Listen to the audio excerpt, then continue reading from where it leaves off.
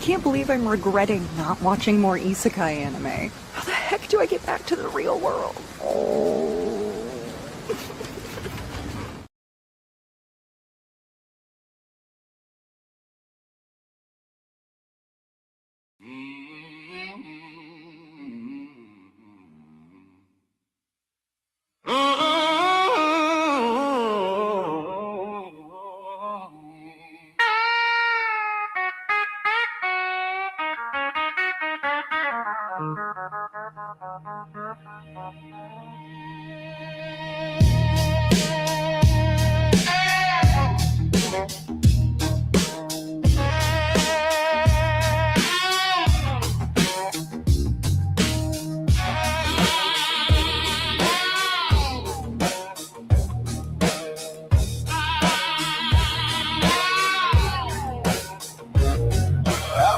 From the sky on a black glider wing,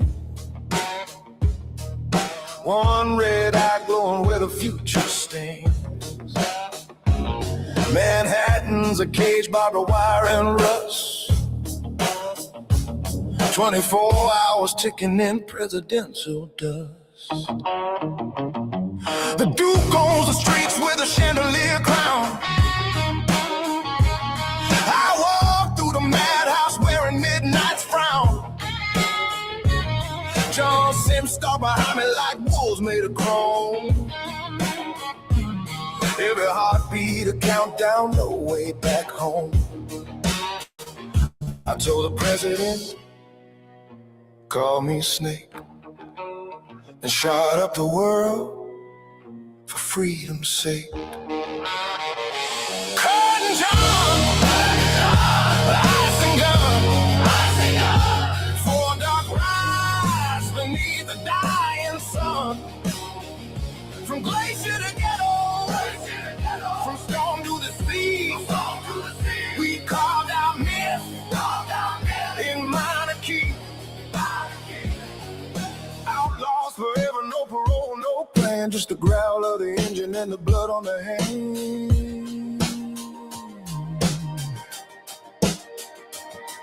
Antarctica bled where the ice split wide. Something ancient woke up and crawled inside. Mac ready with flamethrower, beard full of frost. Trust is a match, at every friend is a cost. Morricone's baseline throb like a chest burster's heart. Simple for no terror, tearing the world apart. We burn what we love just to stay alive. In a blizzard of paranoia, only the fire survive. I blew the whole station, lit the long polar night.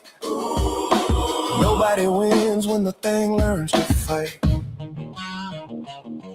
I rode into Chinatown hauling pork and pride. Jack Burton talking big with a knife in my side. Low pan laughed and thunder, green lightning in his veins. Three storms spinning death on the Wing Kong exchange. John Sims went full dragon, taco drums under neon rain. I drove the pork chop express straight through hell's membrane. Saved the girl with green eyes, blew the ancient curse wide. Still the hero of nothing, just along for the ride. 10 years later, they sent me back to the coast. LA's an island now, drowning in ghosts. Surfboard through the tsunami, sunset turned to flood. Utopia's a lie, and the lie tastes like blood. Same patch, same smirk, same 45s in my hands. John Score went sub-bass till the continent cracked. I hit the Comics kill Strip is name and derivative. I'll be the judge of that. Oh, wait. Stan Lee! Creator of Marvel Comics? Greetings, true believers. Oh. Oh, my heart is pounding like Thor's hammer on Dr. Doom's titanium-infused faceplate. Hey, aren't you the guy who was stalking Linda Carter? The term is courting. The restraining order says no, no, but her eyes say yes, yes. Want to see me run to that mountain and back? You want to see me do it again? If I can't have freedom, nobody will. Kurt and John, Ice and Gun, Snake and Mac, Greedy Jack, Bird and Gone. From Prison Island to the end of the world, we lit the last match and watched it curl. So pour black coffee for the man with one eye, for the beard full of fire, for the trucker who lied. When the tape stops rolling and the screen finally dies, so still hear her edges cutting holes in the sky. Call me Snake. Call me nothing. The real's over, man. Game over.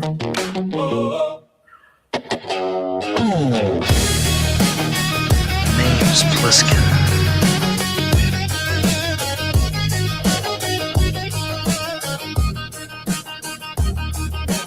Hey, I have something extra for you.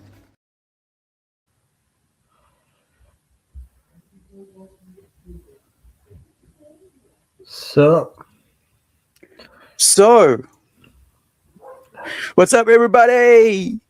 Yay! So I was trying to post them all at once, but I guess it didn't turn out very well. No, it still becomes garbage if you don't do it one at a time.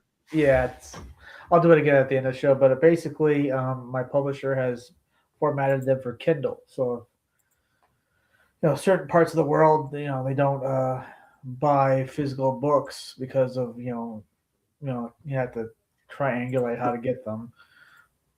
So they just download on the Kindle or something. So this is my way of kind of.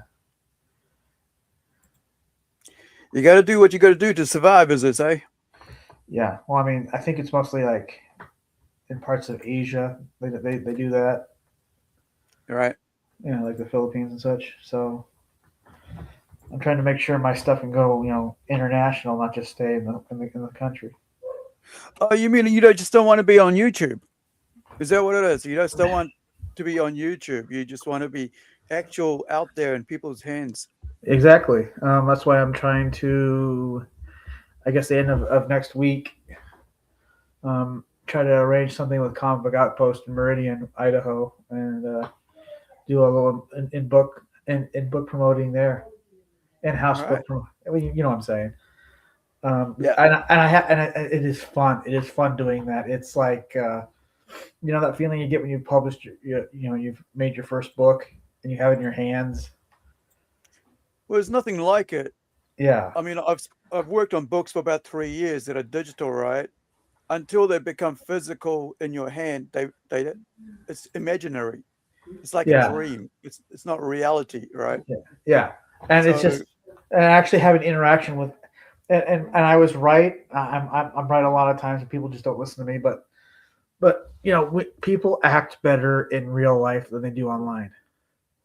Well, I mean, that's because you have to face your, the actual audience and actual real people in life, and not imaginary people that are, miles away. Yeah, they're online. I mean, like it's what it is. I mean, even though it is cool, and I love this. It's sometimes. You need that human connection that a lot of people seem to try to escape from now in this modern era. But for me, we've got our webtoon that I'm going to be working on today. I mean, for another page.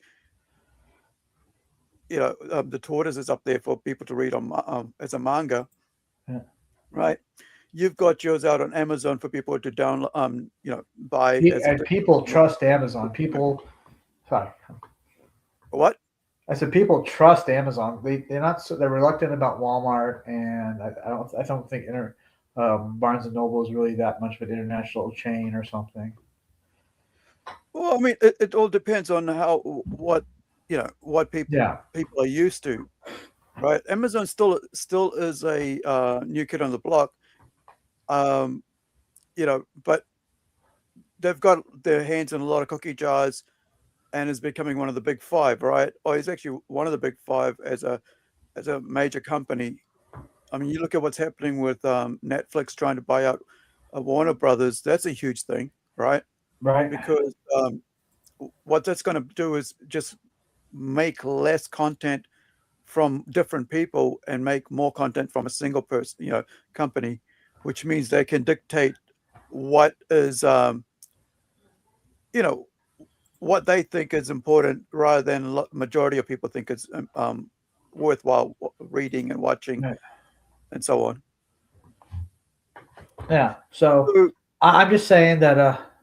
Oh yeah, you go ahead. I'm just saying that doing actual live events, it feels exciting. Well, it's both. I mean, you got to have both, right? You can't Yeah. it's like having digital comics. You can't just expect everybody just to be able to buy physical comics Yeah. if you're not there to show them that your physical, that you've actually got physical comics that you've done. And some people sell more offline than they do online.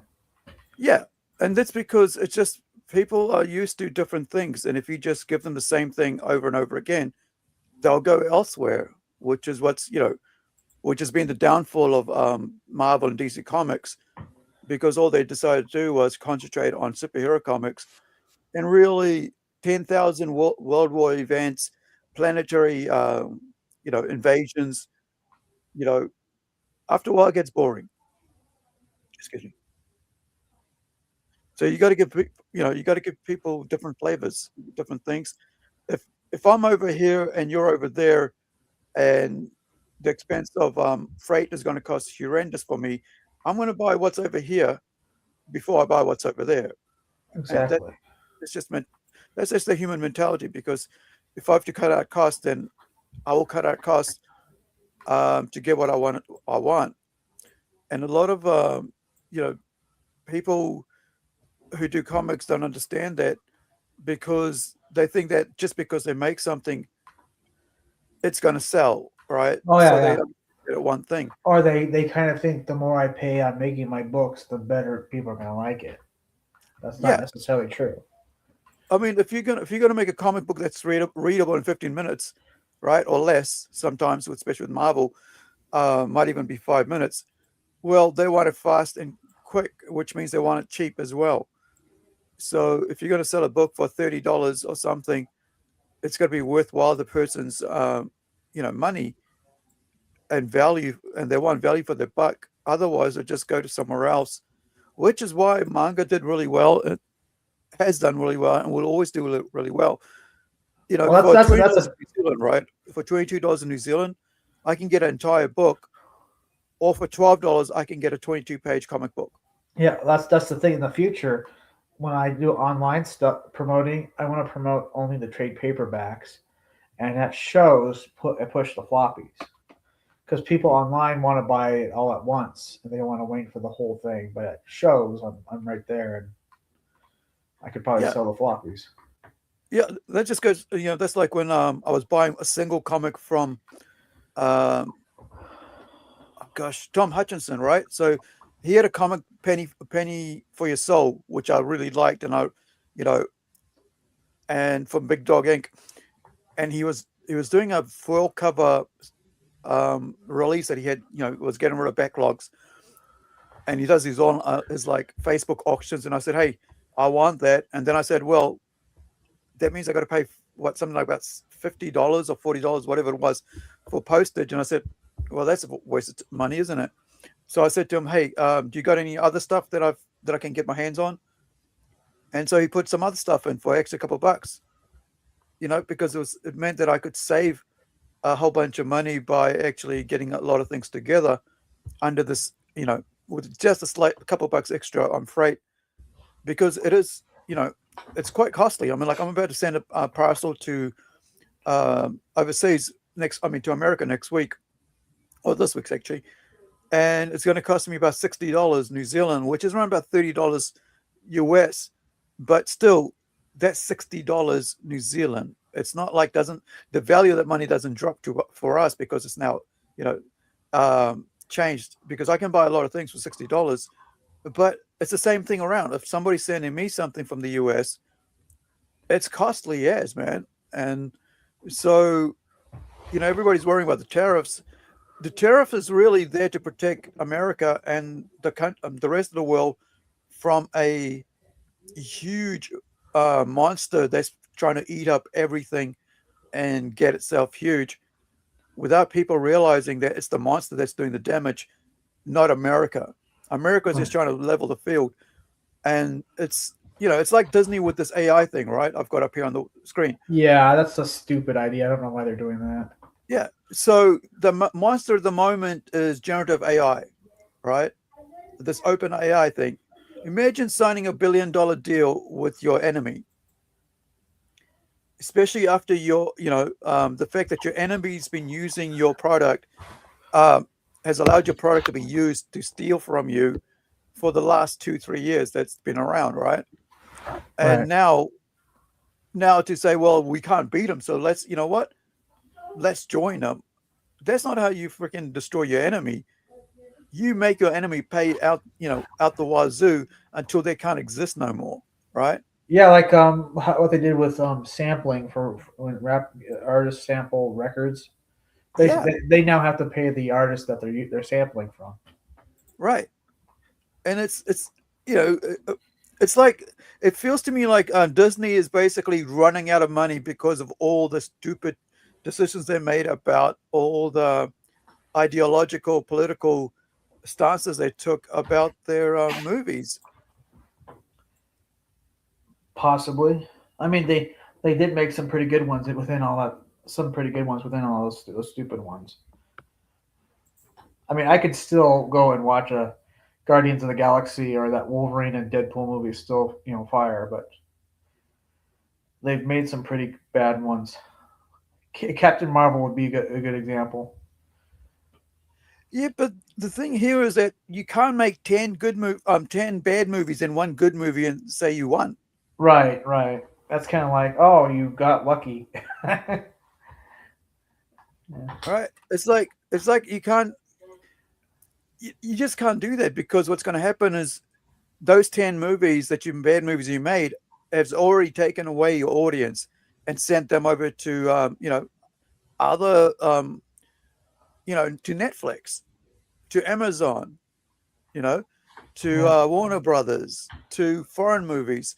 Because when you do that, people realize, well, you don't really respect your audience, and you don't want to give your audience what they want, which is an entertaining, fun movie or fun time, where they don't have to think about politics, we don't have to think about your agenda, your ideology. And so, I mean, like for me, I don't watch anything Disney at all anymore.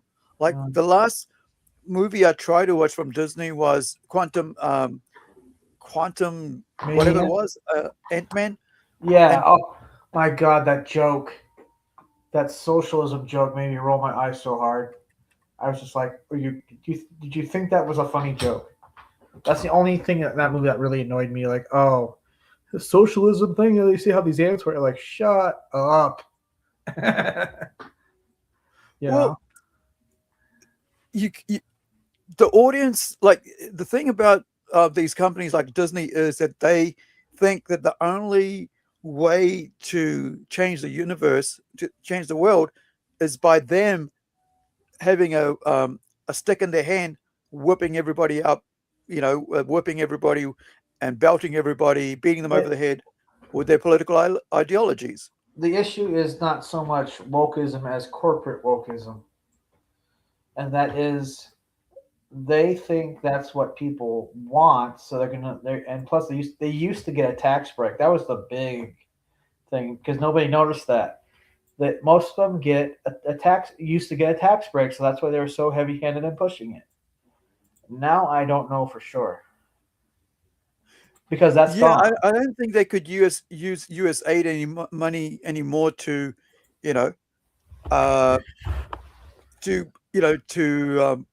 propagandize the Africans anymore.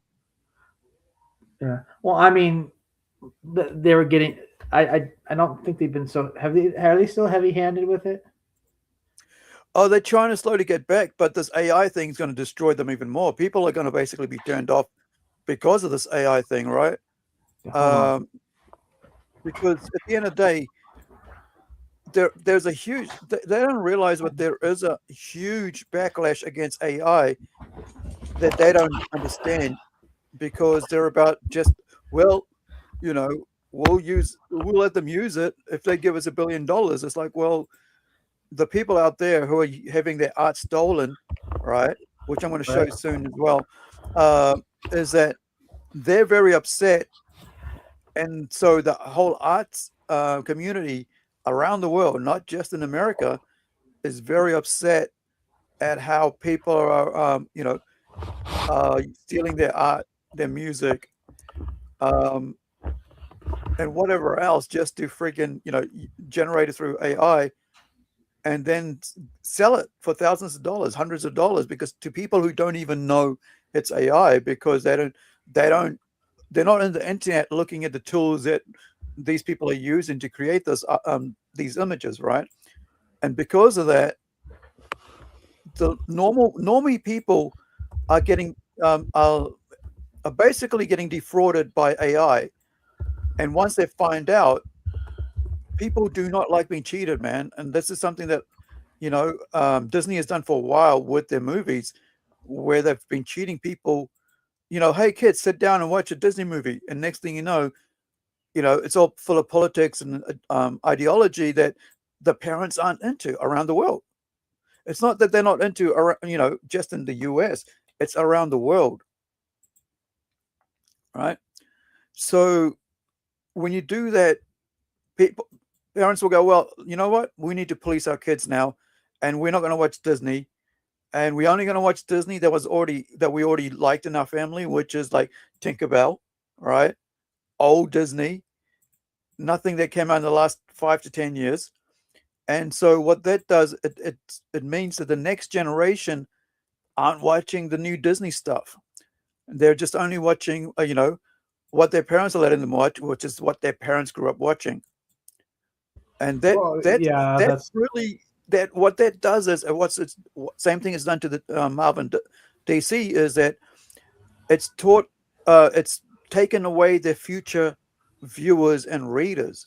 And for Marvel and Disney, it's put them into anime and manga, right? For Marvel and DC. So that's how you lose an audience and future customers, when you stop, when you upset the parents. They go, well, I want what I enjoyed watching, right? And we're going to watch in this household what we started what we watched when we were growing up, right?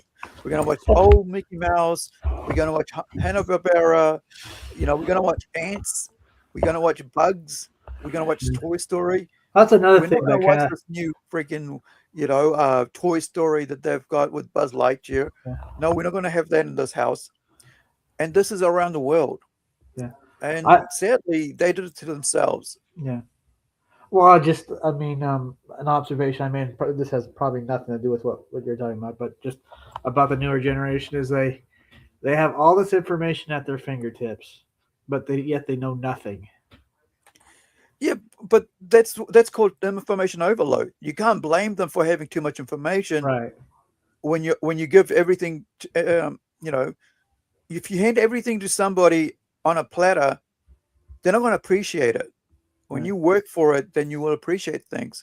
Well, there was these kids, the video of these kids, they were talking about the phone number 911, and 2 out of the 3 thought it was established right after 9/11.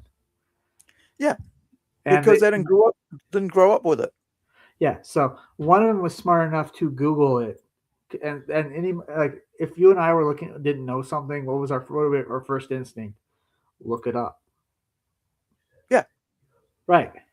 But these kids, they don't. They're too busy worried about getting clout and becoming like YouTube or TikTok stars. So they're doing annoying, stupid things for clout.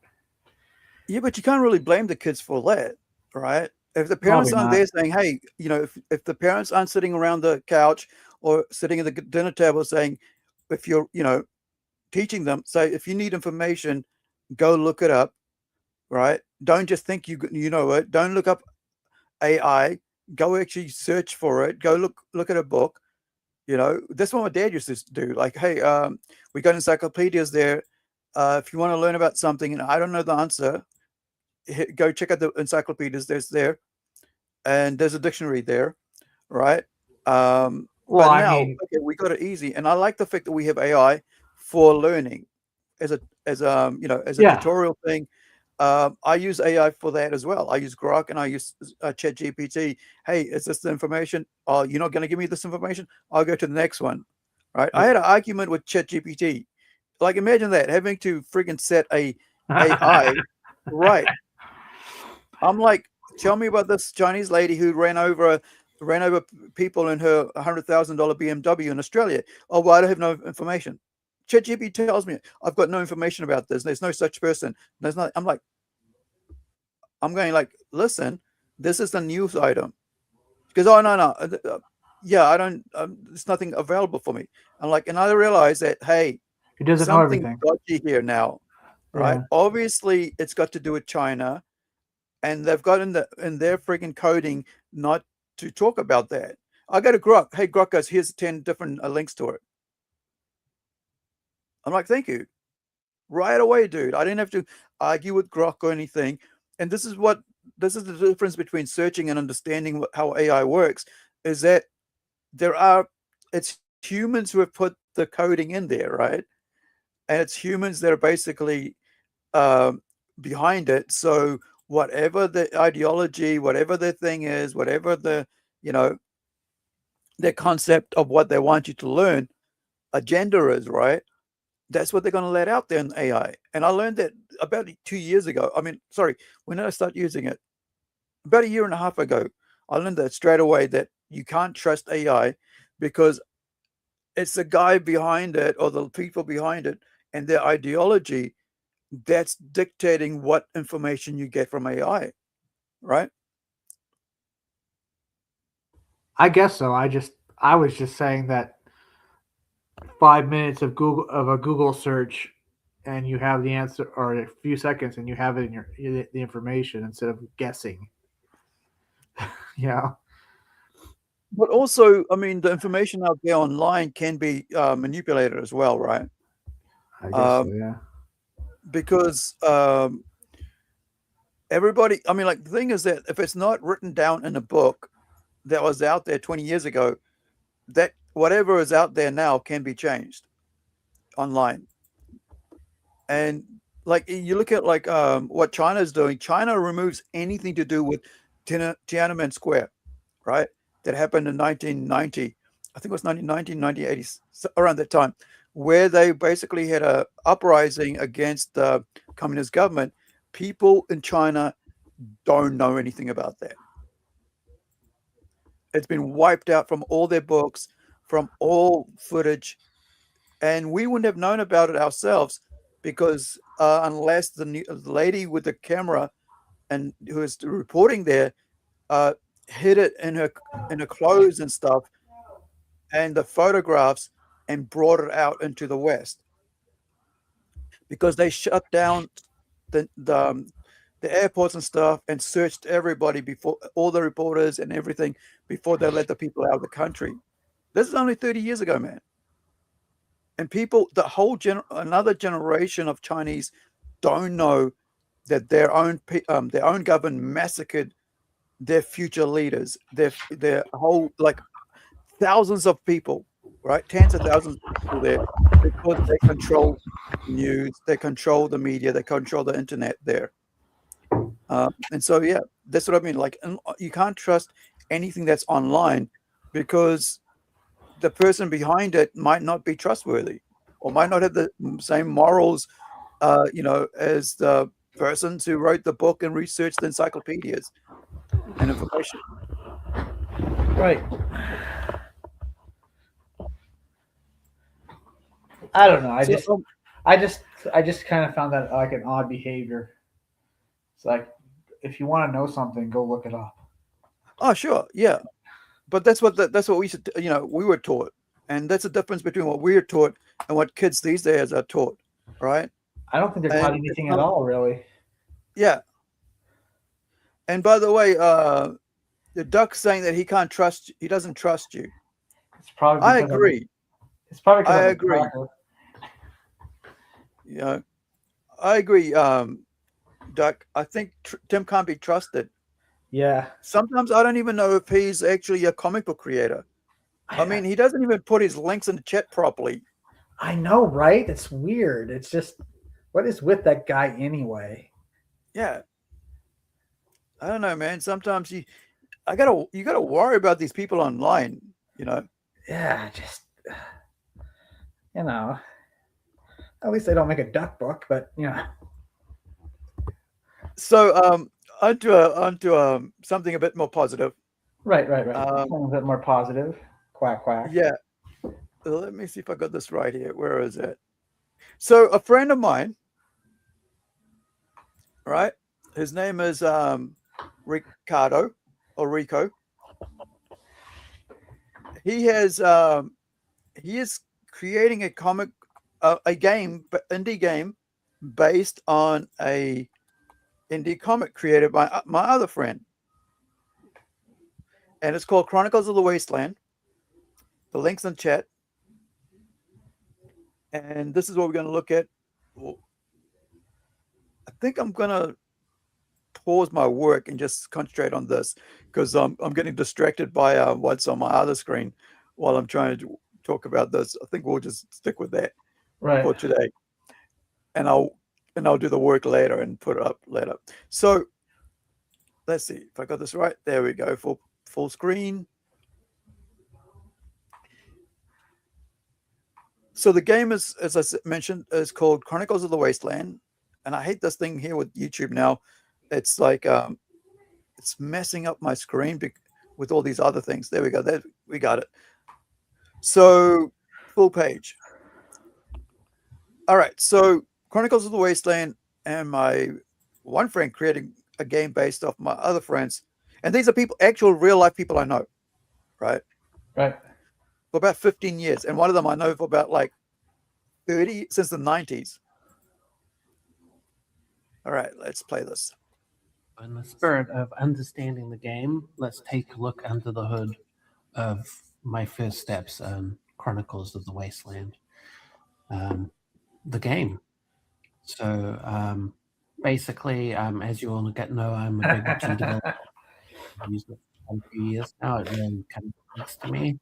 It uses this kind of event system, action and event, which I find really good to understand. Ironically, like over time, I'm learning like you can have pages of spaghetti code, and then simple couple of lines like this can do the same job as multiple pages. So thankfully, there's some view that I'm improving. So here's the two main characters of Chronicles of the Wasteland: the bad guy chief, Dodge. We've got Dodge's sword here.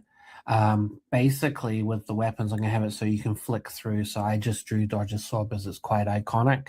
But basically, in the weapon sprite, which might not be that, player 1 and player 2 weapon, I'm going to have the same sprites, and it's going to kind of flick through because you're going to pick up shotguns, and you're always going to have a melee weapon. But then as you pick up other guns, you'll have like shotguns or 6-shot pistols, etc. And maybe some throwing weapons and that kind of thing. So I tried to do something a bit different. Like I haven't done curved health bars before. And so I did that with arcs. And then I've also pulled through a bitmap text, because when you create text like this, it's all gets a kind of anti-aliasing. And so the only way around it when you're doing a low res thing is to do the bitmap font. So I converted some pixel text into bitmap font. I've got the loose idea of how long the names can be. I feel like that probably can fit, and it's readable. And I've made the heads, so in each profile there's going to be all the heads too, because player 1 could play as whatever characters are unlocked, and player 2 can play as whichever. So I made it quickly just to test out the bar and make sure it's working. I did some little tricks to make them work, because I found that the red arc actually is underneath the blue one and it's bigger. because it's a bigger arc and I wanted to fit there nicely. So I've had to put a black overlay on it on the where the blue arc is. So blue arc's can be ammo, and then depending on the weapon you got. So sword's always going to just be one hit, and so this bar won't go down at all. Okay, so That's basically, cool. yeah, and the thing here is that he's been working, like he's been doing these sort of things for a couple of years now, just as like for fun. And this is the first time that I've seen him actually take an IP that's already out there and, you know, turn it into a game. And the game is created by my friend here, Shane Evans. And by the way, Shane put out 4 comic books as an indie creator, paid for them himself, black and white. What? He didn't crowdfund it? Yes. Gosh. He works full time. He's also a full, is an artist as well, painter, illustrator, sign writer, and all that. So that's his Facebook page. He's also on Instagram and elsewhere. But this is the work that's based off, and so you can see the artwork there. It looks like something that would be put out by Mirage Studios. Like what's the sorry? Mirage Studios, the Teenage Mutant Ninja Turtles. They're known for. All right, yeah, yeah, so, but they had other books besides Teenage Mutant Ninja Turtles, and that looks like something that would be put out besides the Ninja Turtles. Right.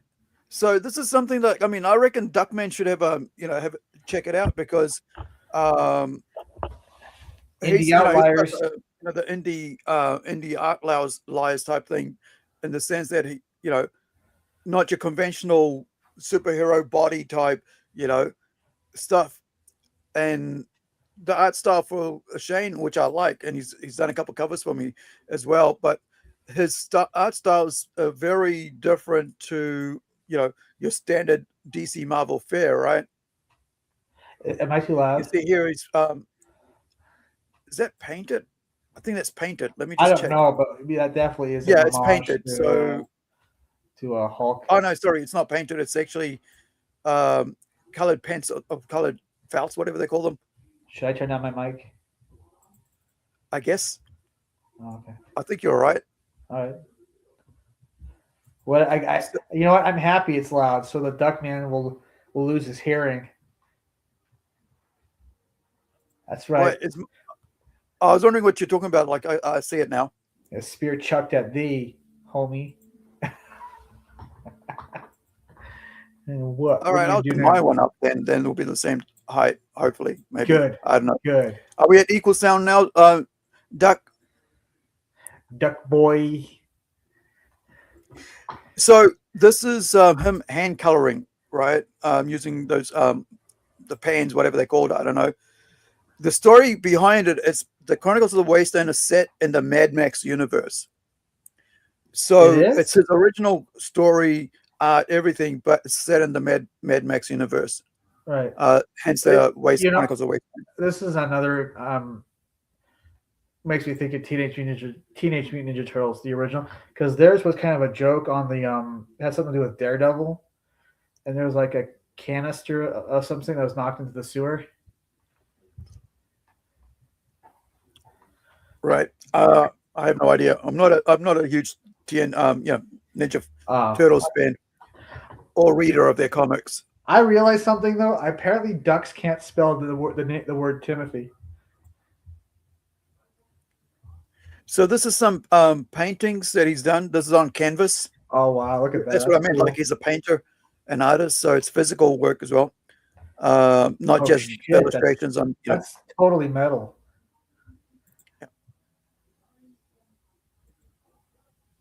So I think there's a new one he's working on. He's got a new story he's working on, but what I was saying about earlier about he took 2 years, right? Is that I actually bought one of these. I have it sitting somewhere.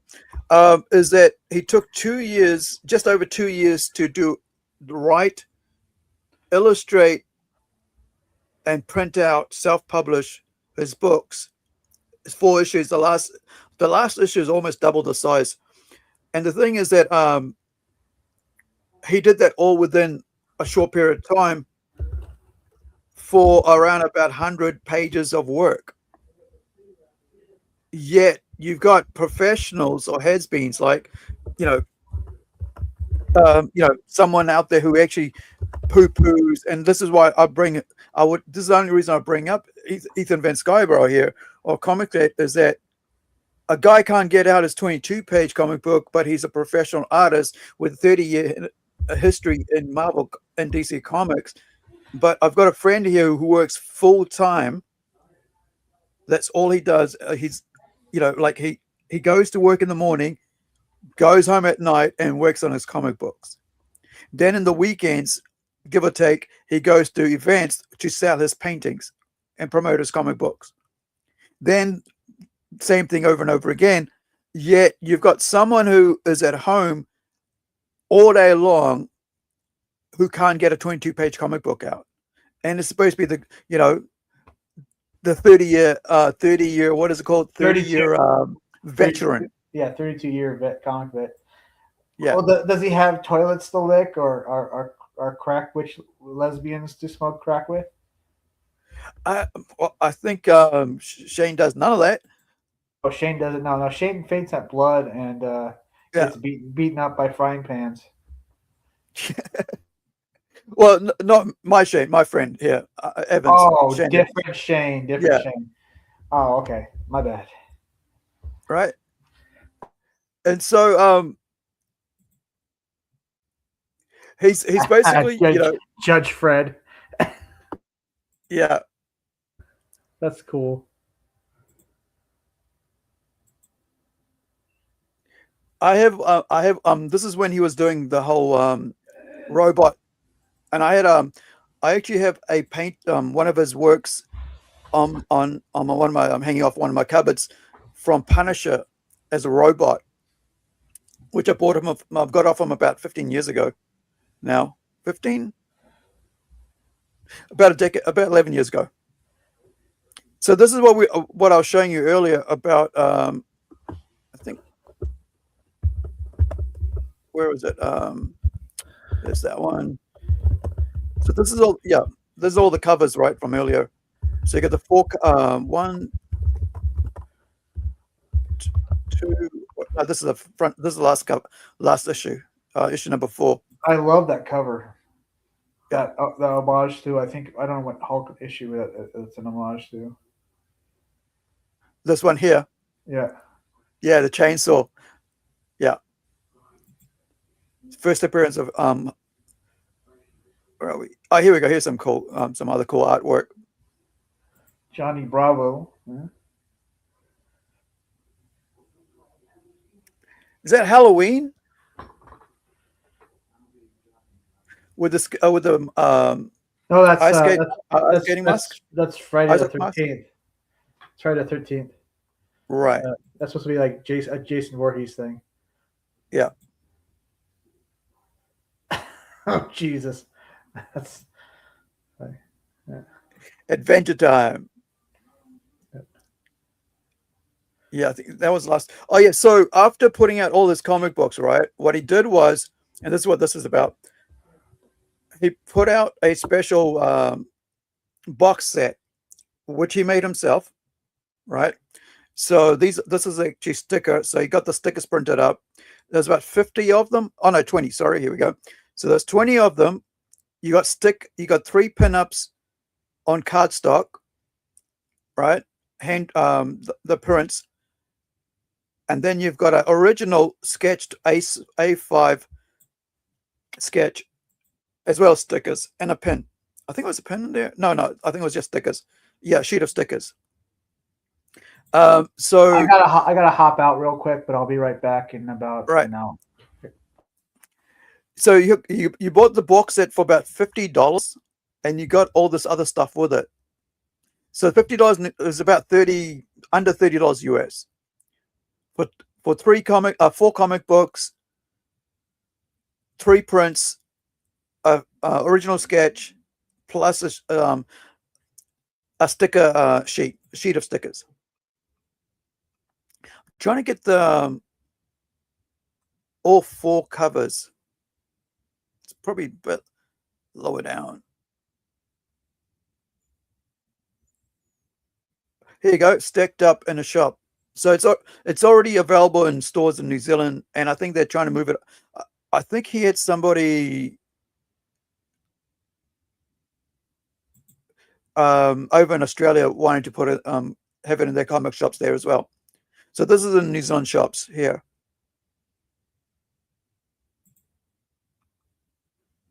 And comic stores, I mean.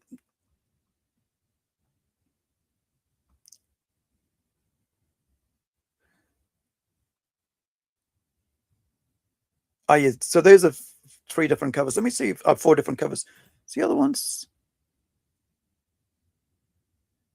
When was this from? Oh, yeah. So this is from last year, July, and he'd done about three issues, I think, at that point, or 2 issues at that point. So this is all his artwork that he's done. That he's, he's the same age as me. He's like about a couple days younger than me. So like I said, he works full time, yet he also is an artist, as well as a painter, illustrator, and as well as a comic book writer, creator, right? Yet, he's able to get his work done and all out within 2 years, all 4 issues.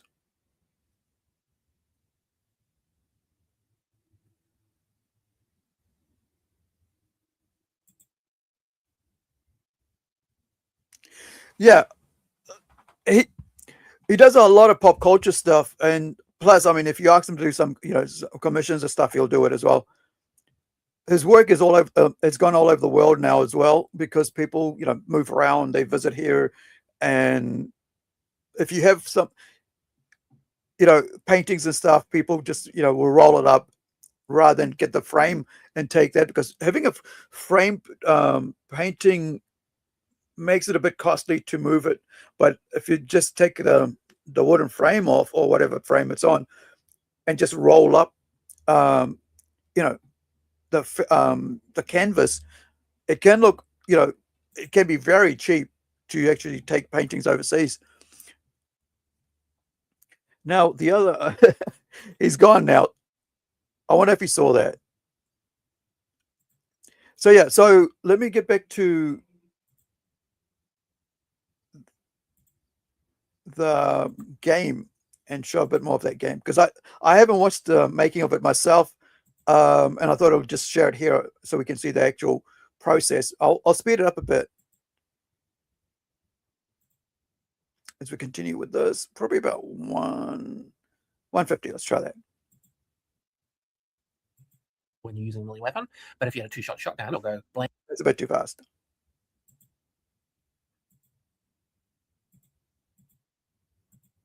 Halfway down, and so blue arcs can be ammo, and then depending on the weapon you got, so swords always going to just be 1 hit, and so this bar won't go down at all when you're using a melee weapon.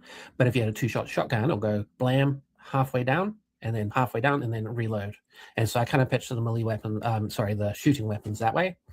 Yeah, pretty happy with the bodies here. Like I worked through, and I'm not the best artist. That's why I've chosen like a kind of lower res pixel. It tends to be my style. And in here we can see, as I went into it, I've used placeholders and kind of built it out. So I built the bars, the names, and the layout first, and then I got the sense of the housing, pulled it through, and at any scale, and just started drawing and carving what I wanted. And then I added the detailing. Here you go. You can see these black lines I put under and over the certain areas. So I'm just seeing what I want to see there. And white under the name, because I want, no matter what's in the background, this to be readable with the white. I'm going to start organizing it neatly. Initially, when you start projects, it's very easy to slap everything into one space, because you don't need to have, you've only got so many assets. You want them available, so you don't want to be clicking through folders. But in time, you're going to want to have them organized. And if you're sharing a project with others and working with others, you want to have it all organized where you know what's where. This little crystal is something I used from another project of mine. I just used it as a placeholder before I had these head sprites. I just chucked a diamond there to get the feel of what that might look like. in here in my project, we can see I've got text. Now this one is the test text. And so when I spoke about getting the housing's rough size, I did a massively oversized one. And then I shrunk it down uniformly to get it to fit where I wanted it to go. And then I used this by changing the text, and I changed it to the scale. So it's also like the good thing here is like you can see him, teaching you what he's doing. I mean, showing you what he's doing as a as an indie creator of these pixel games kind of things. But Rico TV, as my mate Rico calls him, has his IP out here. So these are his different, his name handle, whatever you want to call it, studio name. He's done a bunch of these puzzle games as well. So, and they're on itch.io under Rico TV. And did I put that up on screen? No, I didn't. So here it is on screen. He's done a bunch of these over the years, and he does them like as part of competitions that they have, like, the indie, create a game type thing, 24 hours. So they're all pixelated, old school style, what was that game I used to love? Frankenstein's Castle or something like that. I used to love playing that when I was a kid. My local dairy store had that, or corner store, what do you want to call it? But like, even though I wasn't on the corner, and so he's got all these different games. What is the latest game he's put out? Let me see. Does it show you how? Here, let's try this one. Run game. All right. School soft.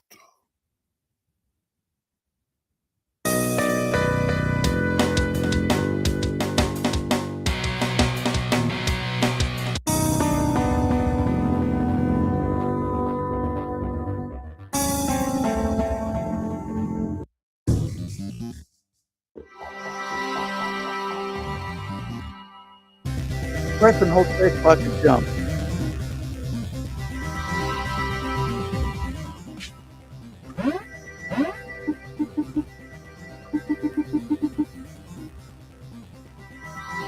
Oh, I see.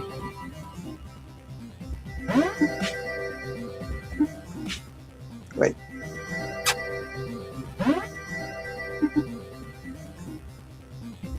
Good. Oh, there we go.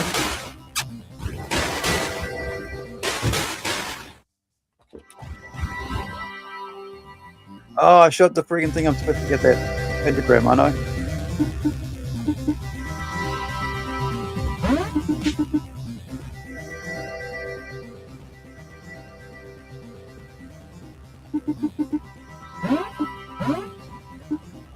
Hold on. Damn it.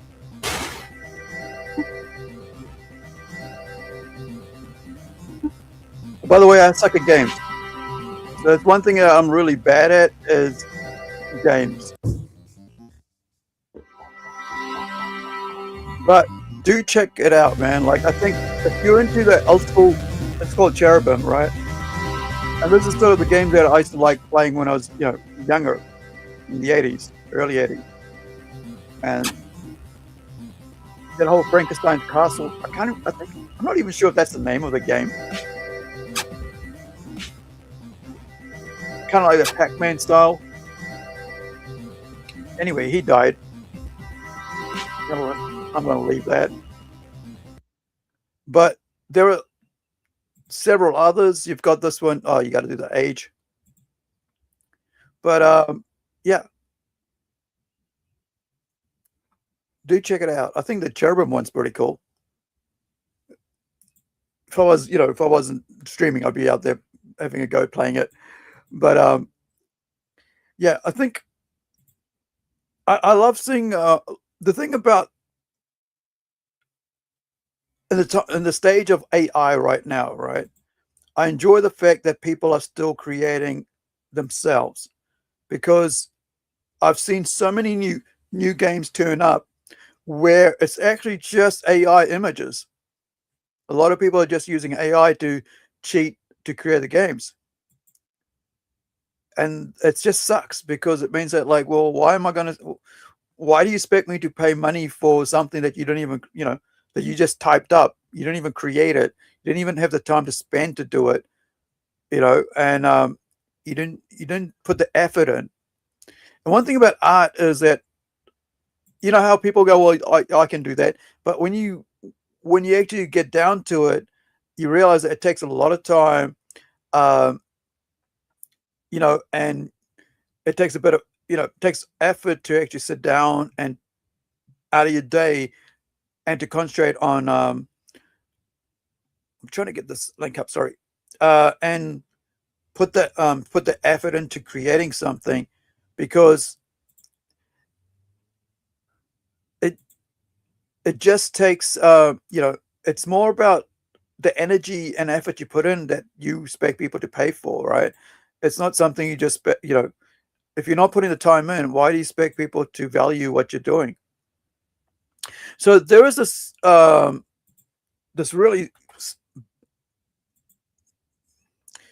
two things that came out this over the last couple weeks or whatever it is, that really had me, I guess, annoyed, upset. One was the way a mother used ChatGPT to help her, try to help her sick child, but what she did was it actually ended up costing the child's life. The other one here is that AI actually got a dude imprisoned. So let me just, I really do not like this new setup these guys have put out here for us. I've got my stuff bouncing all over the place. There we go. That's better. I don't like being stuck out there. The profile thing. Okay, so this is called when AI gets a person arrested. I mean, person imprisoned. So let's have a look at this. So, very, very peculiar. Peppermill has this pretty sophisticated artificial intelligence software that analyzes faces of previous trespassers, and they get a 100% match on this guy who, whenever they trespassed them before, presented an ID that had a different name. They look like the same exact guy. I'm not Mike. I don't know nothing about Mike. So either he is who he says he is, and he's not have ever actually trespassed, which I doubt because their software is pretty cool, and the fact that he's acting super suspicious. I'll be 100% honest. Could legitimately be you have a doppelganger running around.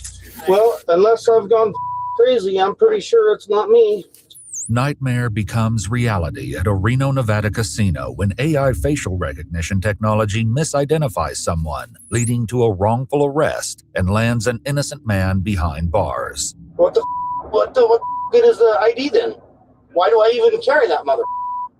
The following is based on official police records, and the footage has never been seen before until now. Please note that all persons charged with a crime are presumed innocent unless and until proven guilty in a court of law. On September 17, 2023, the Peppermill Casino calls the Reno Police Department to report that a trespasser has unlawfully returned to the casino. They report that they have the man in custody, but he's claiming to go by an entirely different name than the man they've previously trespassed. Officer Richard Jagger arrives at the casino at 5:48 a.m. Hola, ¿cómo estás? How you doing? Oh, thank God you're here. The man declaring his relief at the sight of the officer is 40-year-old Jason Killinger, who is accused of trespassing at the Peppermill Casino. So what's going on? So we got this suspicious alert, prior trespasser. Okay. And we made contact with him, arrested him, and he claimed that wasn't him. And what does my name we're just trying to say? get you guys to make fun of him if it's with him or not. So what's the issue, you guys?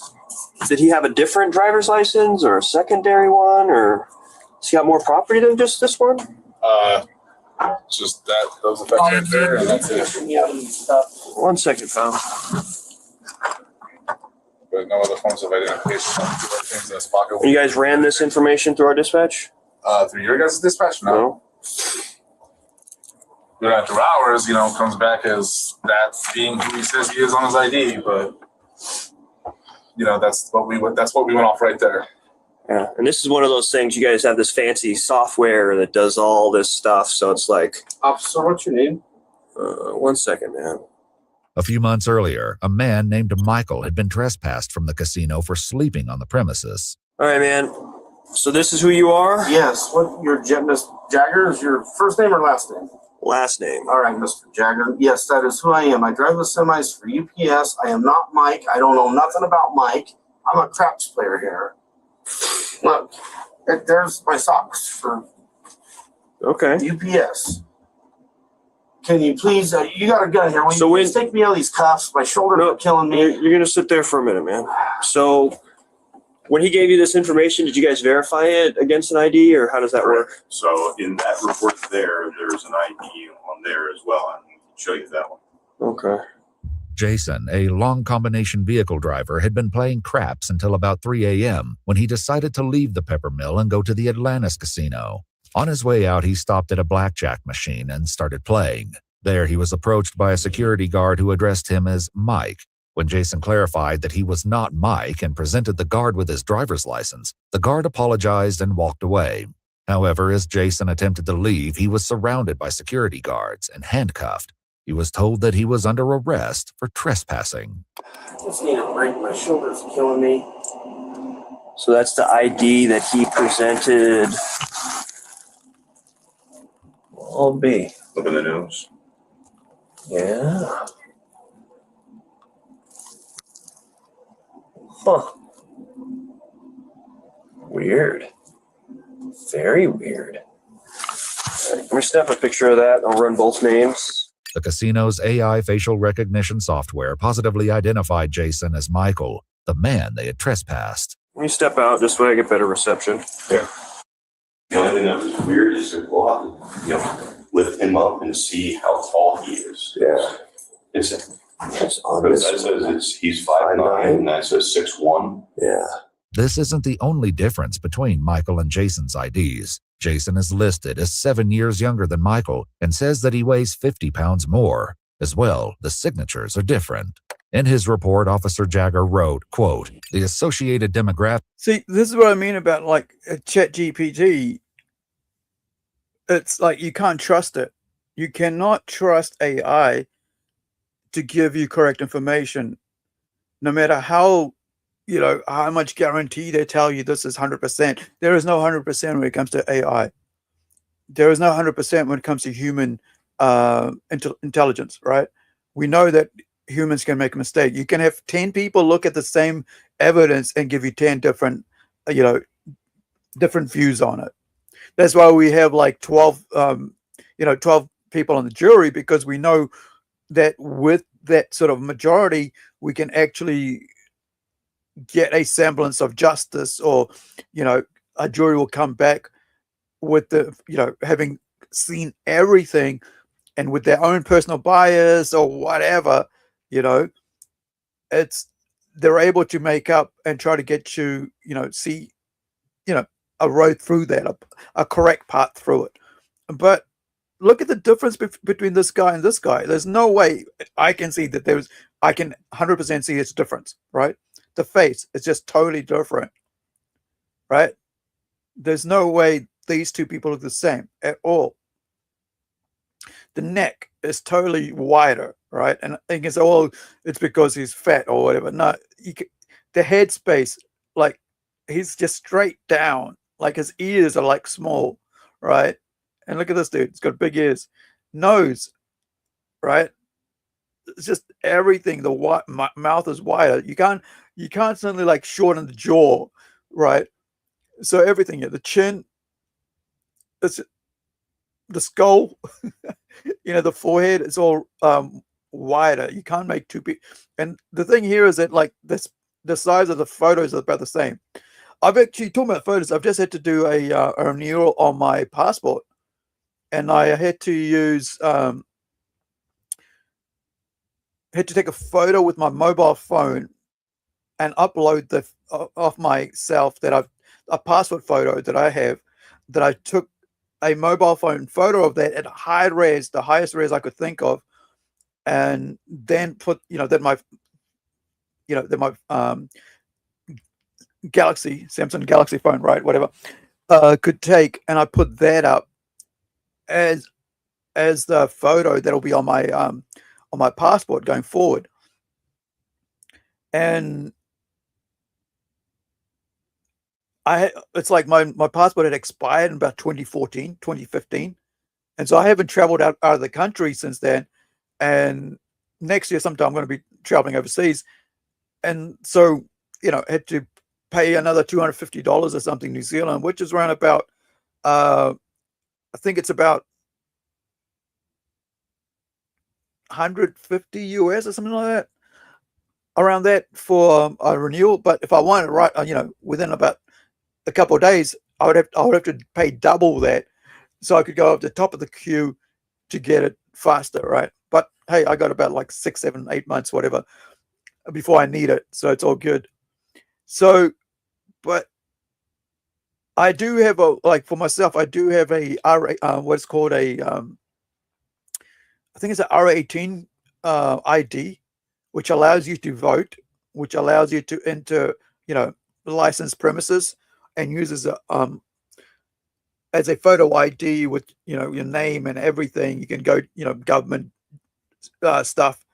And one thing that really cracked me up with the elections over in the US seems to be the only country in the world that doesn't, that they don't want people to give you, to have the correct ID. It's like, how the hell can you vote for a government or leader and not have a ID to say who the hell you are when you vote? When I went to vote, I said, this is my ID, this is my R18. Cost me about $30 or something to get it done. I also have a mobility card because I have a back and neck injury, head injury. So the two of them work, in conjunction, whenever I need it. So I don't understand that people think that it's okay to not hand over your ID for things. And I don't understand, I don't mean the digital ID. I mean, when you got to go into a premises to buy alcohol, you hand over your ID, but they don't want you to look at your ID when you go to vote, which is more important than freaking getting a beer, right?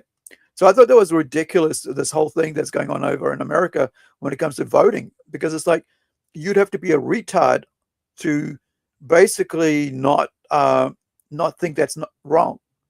You need, you should show your citizenship, your right to vote. The fact that you're a citizen gives you a right or a permanent residence, depending how long you've been in the country, right? That you get to have the same rights as every other citizen, because that's your, you paid your dues, right? And now you're able to have the same rights as a citizen. And that's why I think like the whole idea of like illegals getting any rights in a country apart from, not being mistreated, they should be, picked up and freaking thrown into a plane or whatever and removed from the country immediately. There is no what for to whatever, therefore and thus said. No, if you're illegal, you have no rights, and you should not get any, court dates or whatever. You should just be removed out of the country. And I think this whole idea of, but they have kids. Yeah, take the kids with them. I know, but I don't want to let you in. You're causing problems in the chat. Everybody hates you, Tim. Everybody hates you. Especially this dude. Where's he gone? He really, really does not like it. Oh, I know, but his weak ass aim was just. Yeah, he was throwing the spears and missing me by a mile. Is that because you're racist towards him? I guess right? So. It's not my fault he was born a duck. I don't understand why this POC would be so angry at you. Well, he can't check spears. He's not good at it. And we're gonna need all our strength to pull this off. terrible granny's gonna wish she never met me.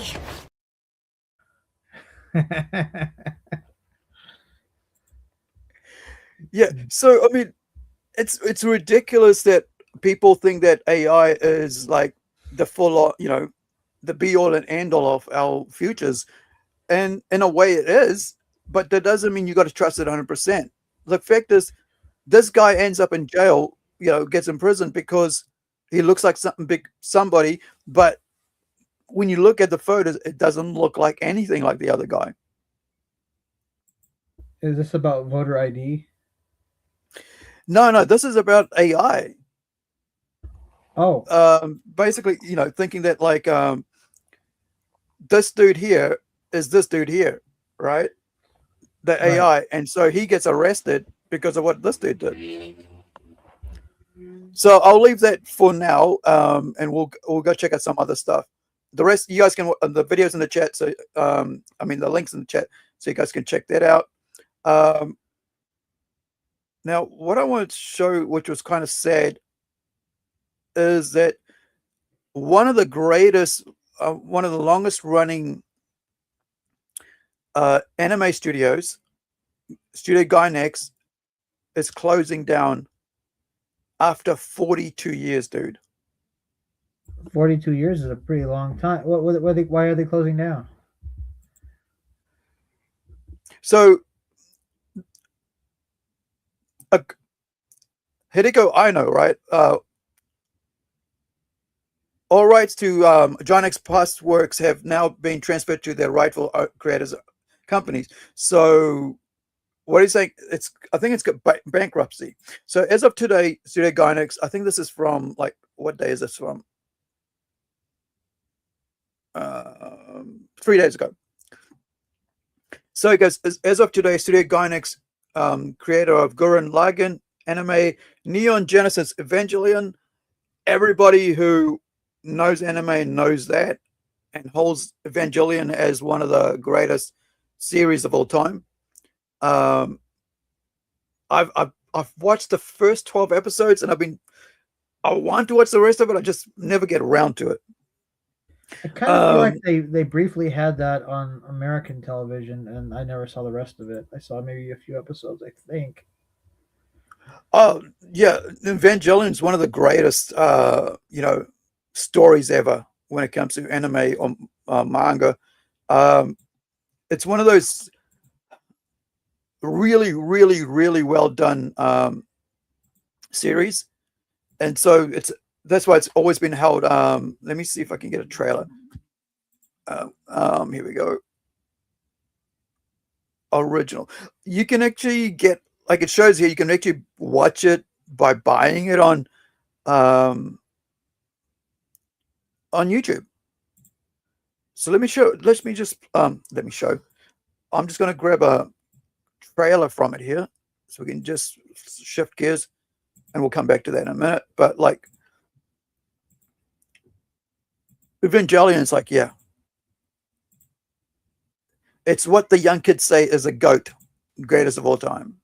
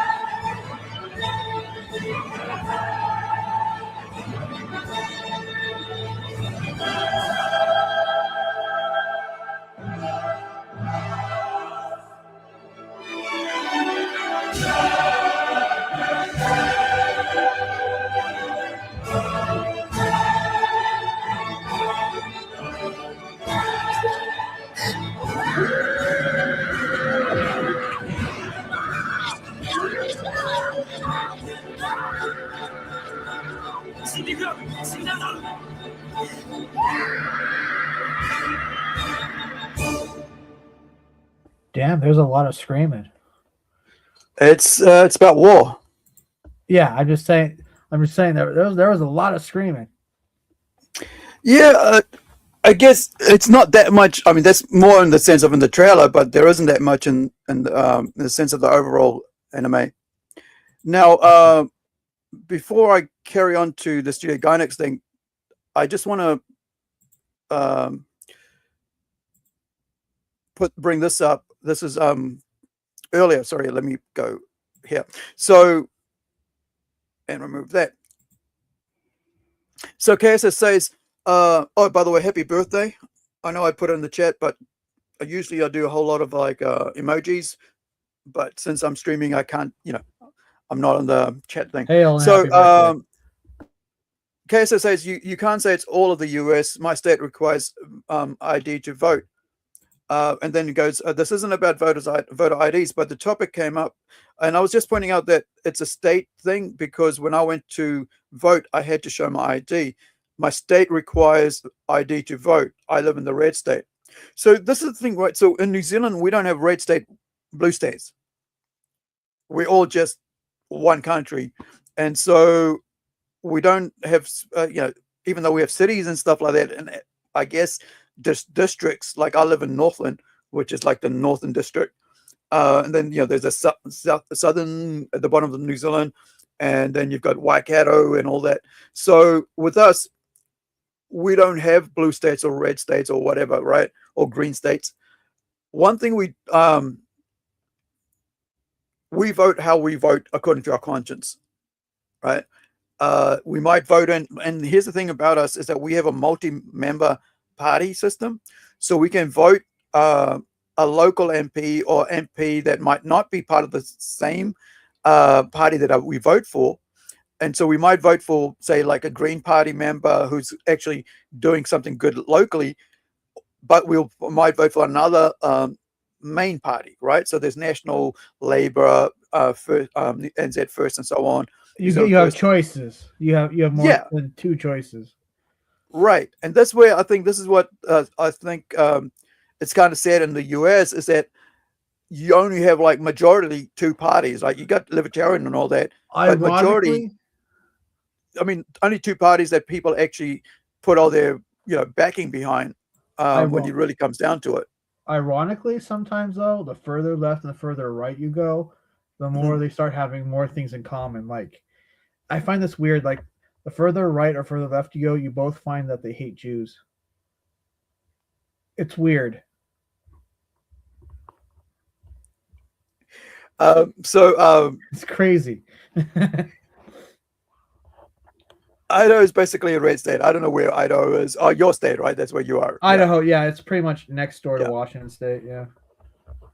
See, the problem, and this is why we don't discuss a lot of politics on here, but the thing is that sometimes,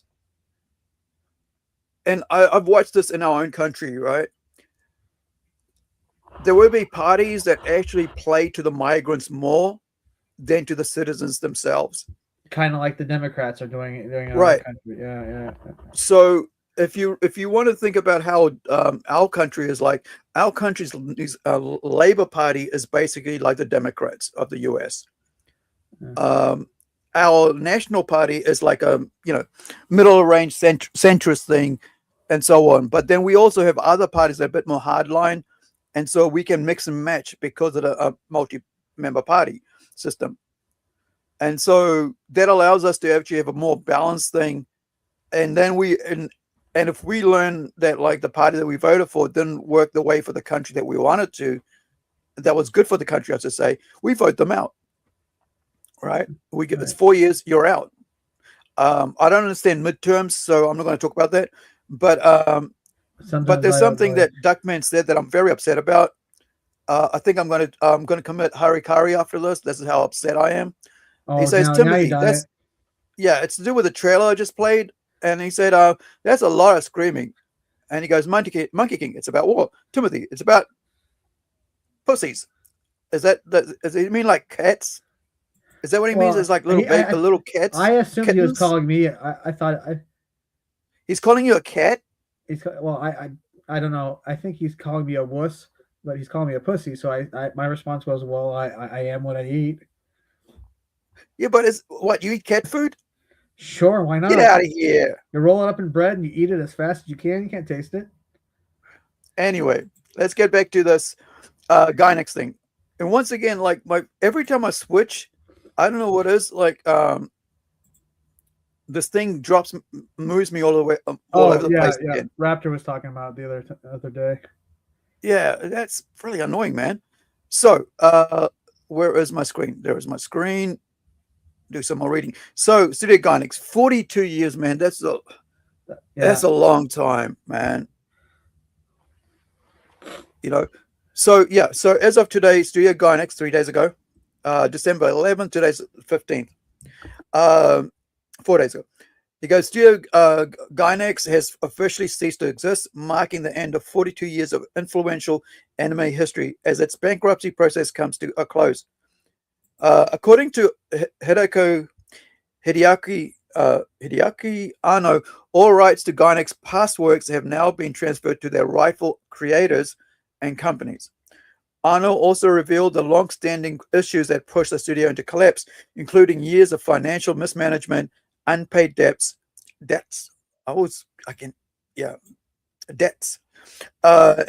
the actions of former executives that damaged the studio's reputation. After 2019 arrest of former president Tomohiro Maki for semi-coerced indecent acts, holy heck! Oh wow! That'll always kill your company.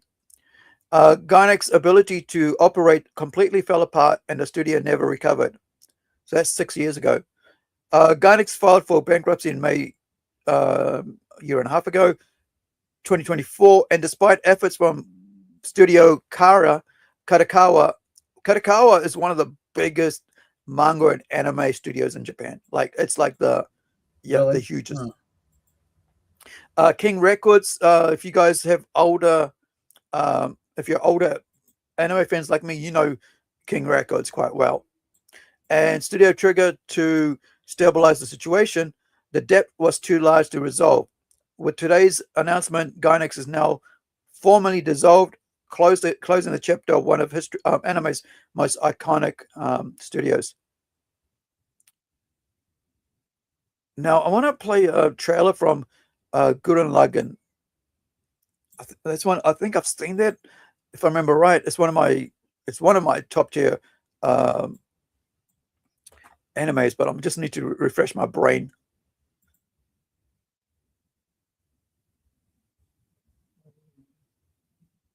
Okay, which is a better one. Oh, I get it now. I get what Asmat was saying. He's saying that's what I was saying. Asman? Do we have Asman? Do we have Asman Gold in the chat? No, Alasmat.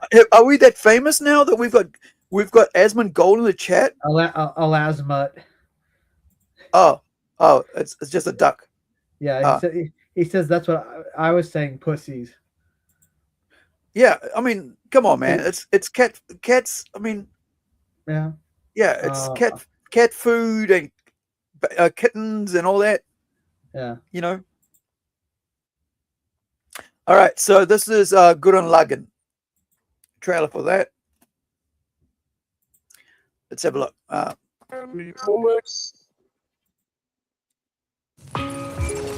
Digging tunnels, day after day. That's my job. The more we dig, the more the village can expand. Ew, look, it's Simon the Digger. He's so gross. And he smells.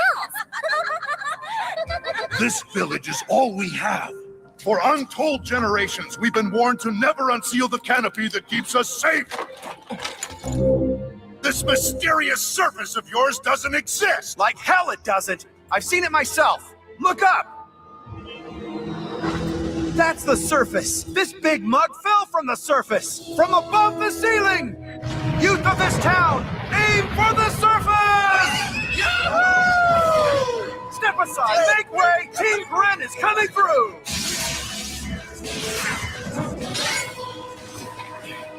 All right, you two, you better get back. Something else from above?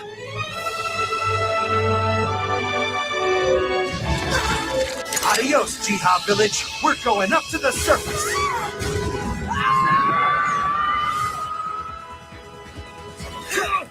Who the hell are you? Commander Viral. The Human Eradication Forces eliminate all humans who come to the surface. Let's go!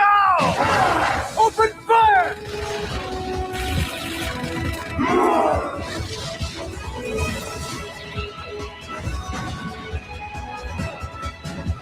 What are you doing? You could have been killed! How long are you gonna keep running, Simon?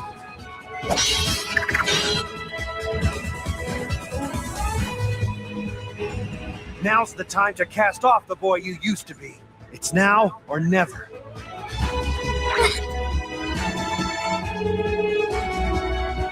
Listen, Simon, don't believe in yourself. Huh? Believe in me. Believe in the Kamina who believes in you. Brotherly combining! Gurren Lagann! Just who the hell do you think I am? There you go. Studio Gainax died this week. It kind of sucks. It was a good long run though, and at least they is that customary for them to sell off their properties to their rivals? Well, they weren't selling it to the rivals. They were just giving it back to whoever owned the IPs. And if there was a company that owned the IP, they give it back to them. So it's not like somebody else could buy them out, which is really good thing, right? Because you don't want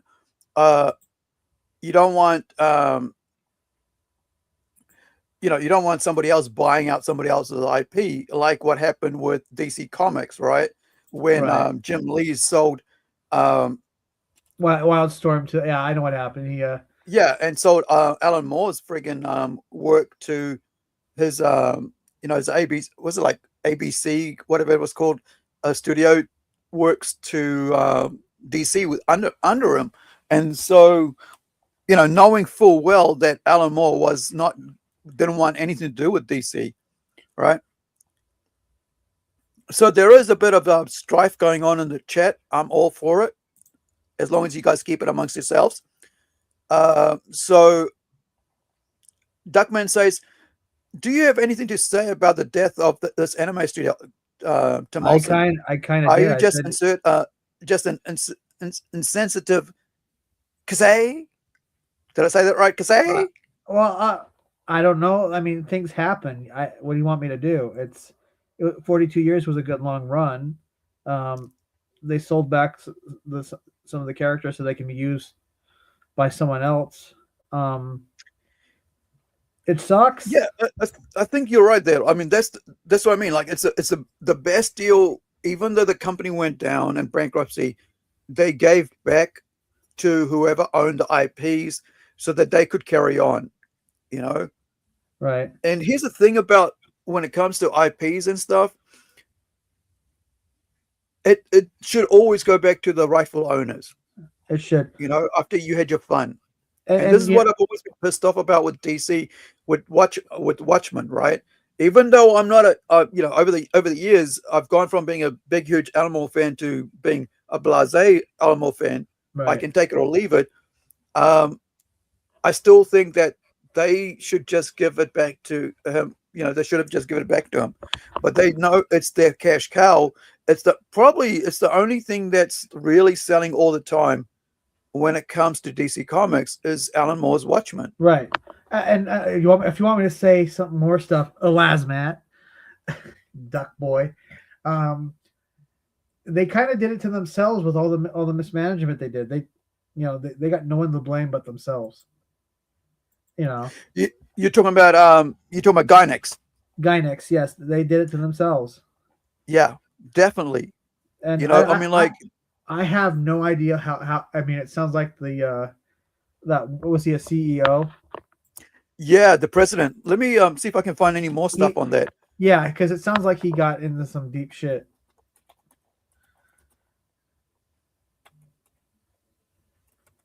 Duck Boy,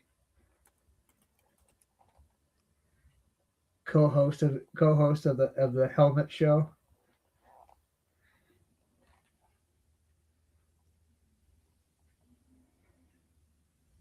Okay, so there is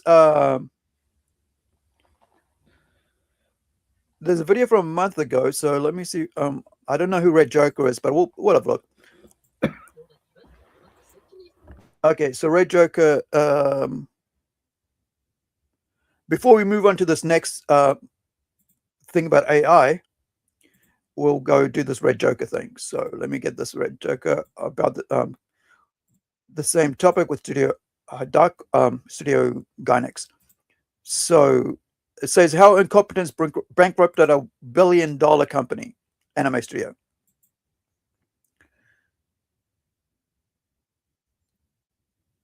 One more second, full screen. There we go. And of course, that friggin' see if I can move this around. Yes, let's go there. Perfect. Because the dude has a accent that's a bit heavy. So you would want the He started with a bunch of uni friends in a fan club. Yeah, these guys' fan animations were so successful, they became a $1 billion studio, and somehow with enough. Oh, that's right. That's right. This is why this studio mattered to me. Oh, they started These off as guys were fan? fans who worked on this. Oh wow. Yeah. So originally, bunch of students, bunch of fans got together, started making anime. So I've watched the whole documentary on it, a couple actually, over the years. And dude, if you look at how amazing Studio Gainax started and what they did to where they became this powerhouse, it's amazing. That sounds. And then impressive, yeah. Incompetence over time just went bankrupt last year. In the 1980s, Hideki Anno and his group of friends were just a bunch of animation nerds chilling in college. They simply liked animating random stuff and went under the name Daikon Films. This literally means radish films. In 1981, they made a 5-minute short featuring a young girl fighting famous kaiju and mechas. And 2 years later, they made a sequel, except said girl was in a bodysuit, surfing on a sword with copyrighted music in the background. What the fuck? Disregarding the absurdness, from a technical perspective, the film was insanely well animated for its time. So much so that it blew up in doujin circles and got everyone talking about it. They couldn't commercially release this film because everything they used was copyrighted, but this fame was all the encouragement they needed to found a studio. When they say doujin is like indie created, right? Independent, not studio. So it's doujin's like doujin art, like fan art and stuff and so on, like us, like indie creators. Right. Strachzynski's people, are the actual creators. Doujin is the art style. It's pretty impressive that they got to that level, but they screwed it up in 42 years.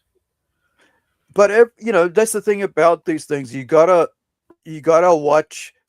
You gotta keep it. You gotta like protect your thing, right? Whatever you create, you gotta gatekeep. Honestly, that's the best word I can think of for this. Is that you gotta gatekeep and protect, and whatever you created, because otherwise, somebody's always gonna f it up. Somebody's always will use it to their own advantage to line their pockets. In this case, the guy, was took it to the other level to make it about sex, and right. They definitely want to kind of want to cut off any defective limbs before they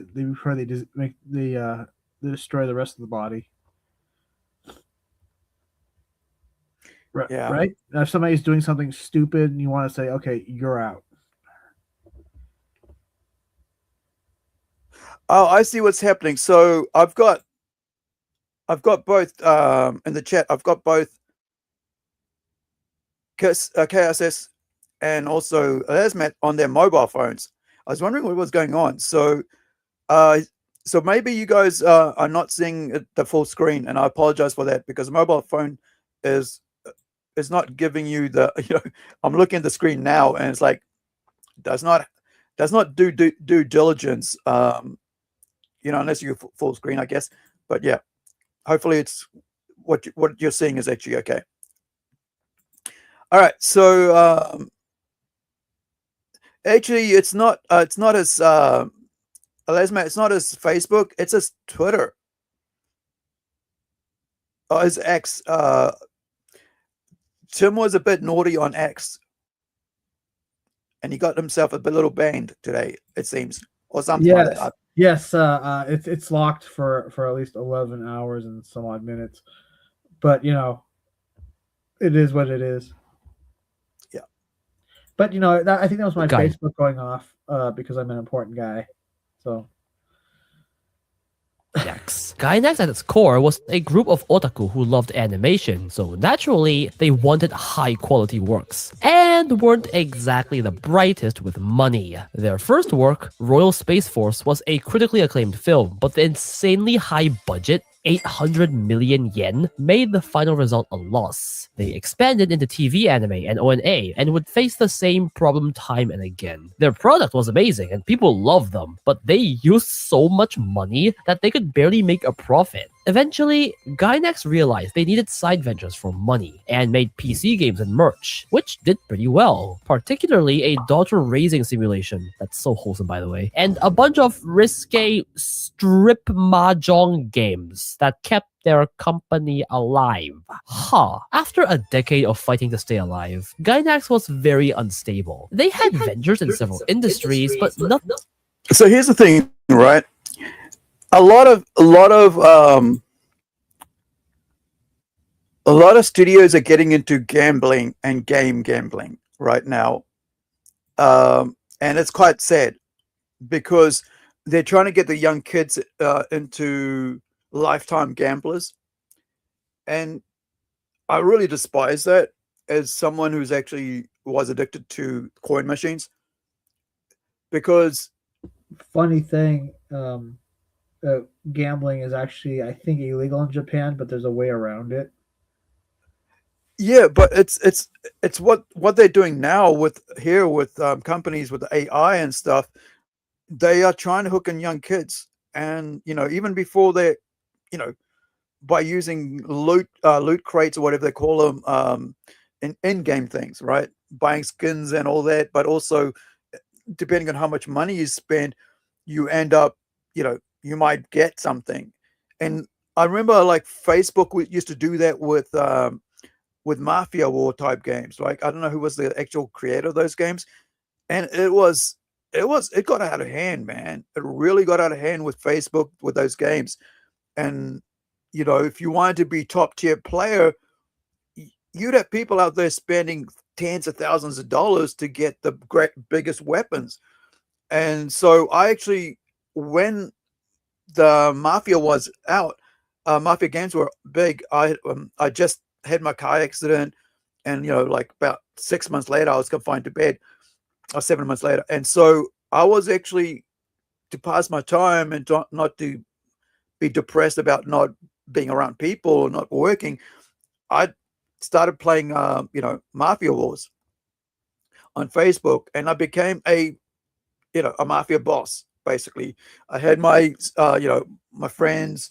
I had this team of about 50 gamers that was our I can't even remember now because it's like nearly freaking 20 years ago that I actually had my own mafia, right? My group, and I had all my tiers, and we set it up as an actual mafia itself, as a game team. And so one of the biggest guys, I can't remember his name, it was from Asia, and he had spent about 10K on weapons. And so if any time we felt like we were getting bullied, I'd just go, hey man, these groups of people are bullying us, is bullying one of our members. They've just messaged me, they're trying to take, whatever it was. I can't remember how the game was played. And I would send them out. I said, like, yo, go bash the crap out of them game wise, right?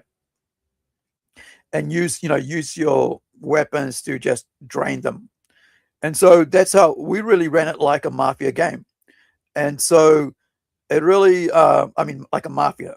And so everything was, what I find that really sad now is that we were there playing as adults, right?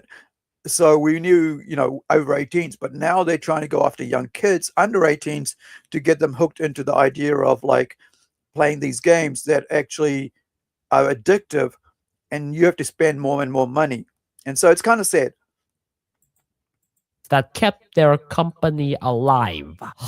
After a decade of fighting to stay alive, Gainax was very unstable. They had ventures in several industries, but nothing made big money or was very stable. Eventually, the company went under some internal shakeups, and several of the initial founders left to form a new studio, Gonzo. At this point, Gainax was falling apart. They had planned a sequel to one of their series, Wings of Hanamize, but literally couldn't finish it due to a lack of funding, which left the studio directionless and Hideki Anno in a slump.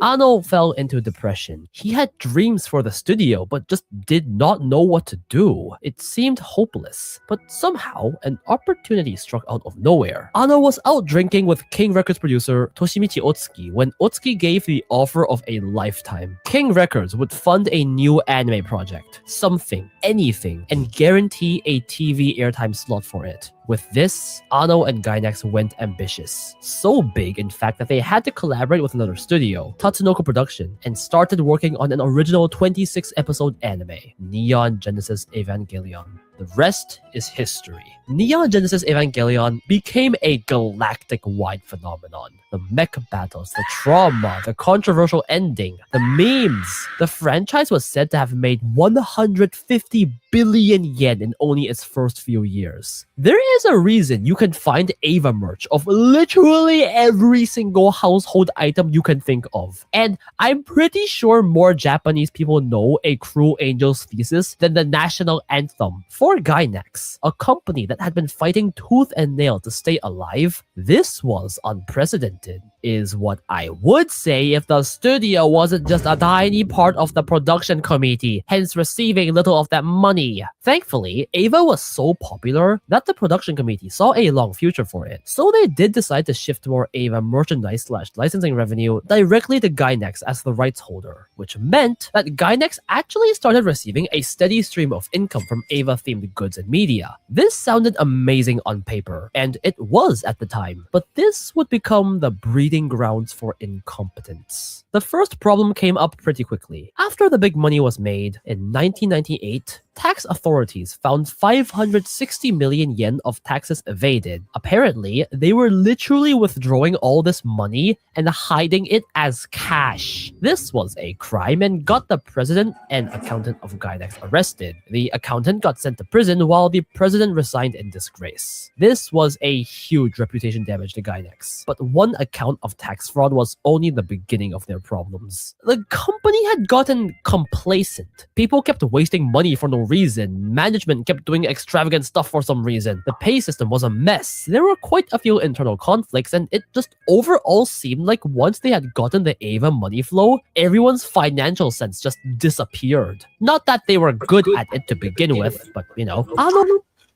Let me just stop here for a minute and talk about Ethan Van Sciver again.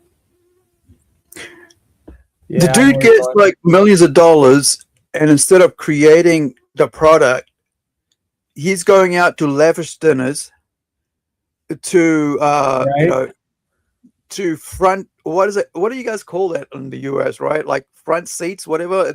At baseball games, courtside seats.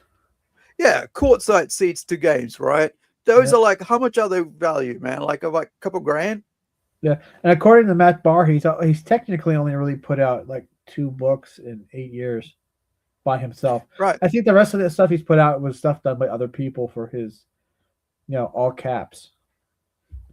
Right. So the dude got $2 million for his first book, yet he still hasn't put out product that's 5 years delayed that will probably never go out.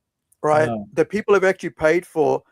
And when you look at Studio Gainax here, he's basically doing what they did, which is go out, do all these lavish things, gamble the money, take, and basically when you really think about it, he's using crowdfund backers' money as investments into his company. But then he, as a CEO of that company, is taking that money and wasting it rather than giving people their product that they invested in, right? That they paid for.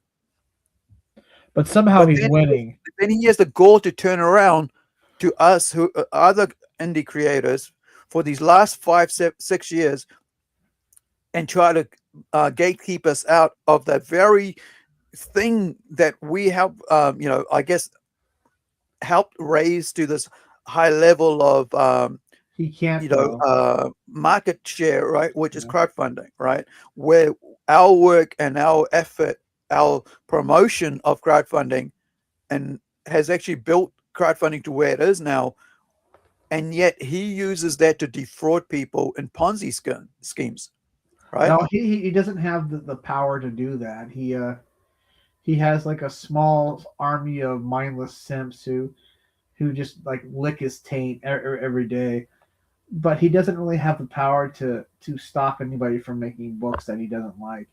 He can do things like he can send he can like slightly suggest, oh hey, I don't like what this person said to me, and that's like wink wink, go get them. And he can't, so he really can't, and he really kind of is. He's a has-been hack. Let's just say that. Well, it seems that way, and I think he's just going to. The sad thing is that he is basically using other people's money to live a lavish life, just like Studio Gainax bosses were doing, right? And sooner or later, someone's going to turn around and go, "Hey, this dude is defrauding people. This dude is Ponzi scheme, and it's been 5 years, and he hasn't put a product out that I've paid for." And and the fact is that somebody is going to get upset to a point where they are going to react to where he's going to be sued, and I hope for it. I'm here for it, because he has basically, in my opinion, ruined crowdfunding for indie comic creators. Yeah, pretty much. And you could, it's so telling when like Mandy Summers and her cohorts just kind of like, oh, we're just gonna use our website now. Like, yeah, after ruining it for everybody else, they just want to go and, oh yeah, we'll just go to build our website. But I mean, at the end of the day, not everybody has that money to build a website. No, right? And so all the new guys who are coming up, and girls who are coming up, trying to create comics and create web-based content, and then turn that into a printed material, and not having the money to do that because they're doing that part-time, they're not able to go anywhere else but to crowdfunding. But then they realize that these has-beens who basically stole the movement and stole everybody's money are now have ruined crowdfunding for people, and it's going to take us 5 years to a decade to get that level of backer audience back to crowdfunding, to believe that it's not a fraud scheme thing, and it's not a Ponzi scheme to steal from people of their hard work. Now, before we go forward, I just want to read KS's chat thing here. Hold on, Tim. So KSS says, technically, Ethan's 2 new post-2018 books are Cyberfrog, Blood Honey, and Wreck Planet, the latter of which he still hasn't completed. That's 7 years, man. That's 7 years. Yeah. So then the other books he fulfilled are reprinted Cyberfrog stuff that he did in the 1990s, which is technically not in the same universe as his new stuff, right? So then, but that's probably why he chose to do Cyberfrog Blood Honey in 2018, because he knew he had an old catalog of stuff he could reproduce. So they're basically reprints. Is that what you're saying, KSS? I think that's what he's getting at. No, I would say that people can still make books but they have to learn how to be frugal and shop around a bit and live within their budget. Right. So everything else apart from Blood Honey, right? were reprints. Yeah. Imagine freaking dude. Imagine people being so desperate to buy reprinted stuff. Well, they buy. Right. They technically they buy everything he puts out, but they don't read it. They're not reading his Yeah. books. Yeah, and that's the thing, right? Like this is what I've found out, that a lot of people who follow these has-been type people, they don't actually read any of those books. Yeah. You don't see people reviewing those books and talking about what the great artwork is or what's going on in them. Yeah. I would hate that for any of my books to be like that. I really do, because honestly, I don't mind if you buy my books and give it away. That's even better. But then to just have Somebody's it gonna sit on read the it, yeah. shelf and not be read. I don't know what the point of getting that is if you're not going to read it. I just hope I entertain people. I mean, I'm not worried about the money at first. I'm worried about more like building an audience. As long as you read it and you're entertained, that's all that really matters. Right. I mean, I want people to talk about it. I want someone, even if it's negative, right? I want people to talk about it. At least it actually, you've read something I wrote, and even after reading it, you thought, oh yeah, I could have done it better. I could have done this. At least I engaged you enough. My work engaged you enough to have you talk about it, to actually complain about it, because that means that you actually read it. Right? It's not, and you're not like someone like Dick Masterson who basically says it sucks without even reading it. Yeah, right? but that guy openly admits he doesn't care about anything he's talking about. So I'm like, I heard him say, it's like, why are you talking about it if you don't remotely care about it? Right. That's just retarded. That guy has a face made for punching anyway.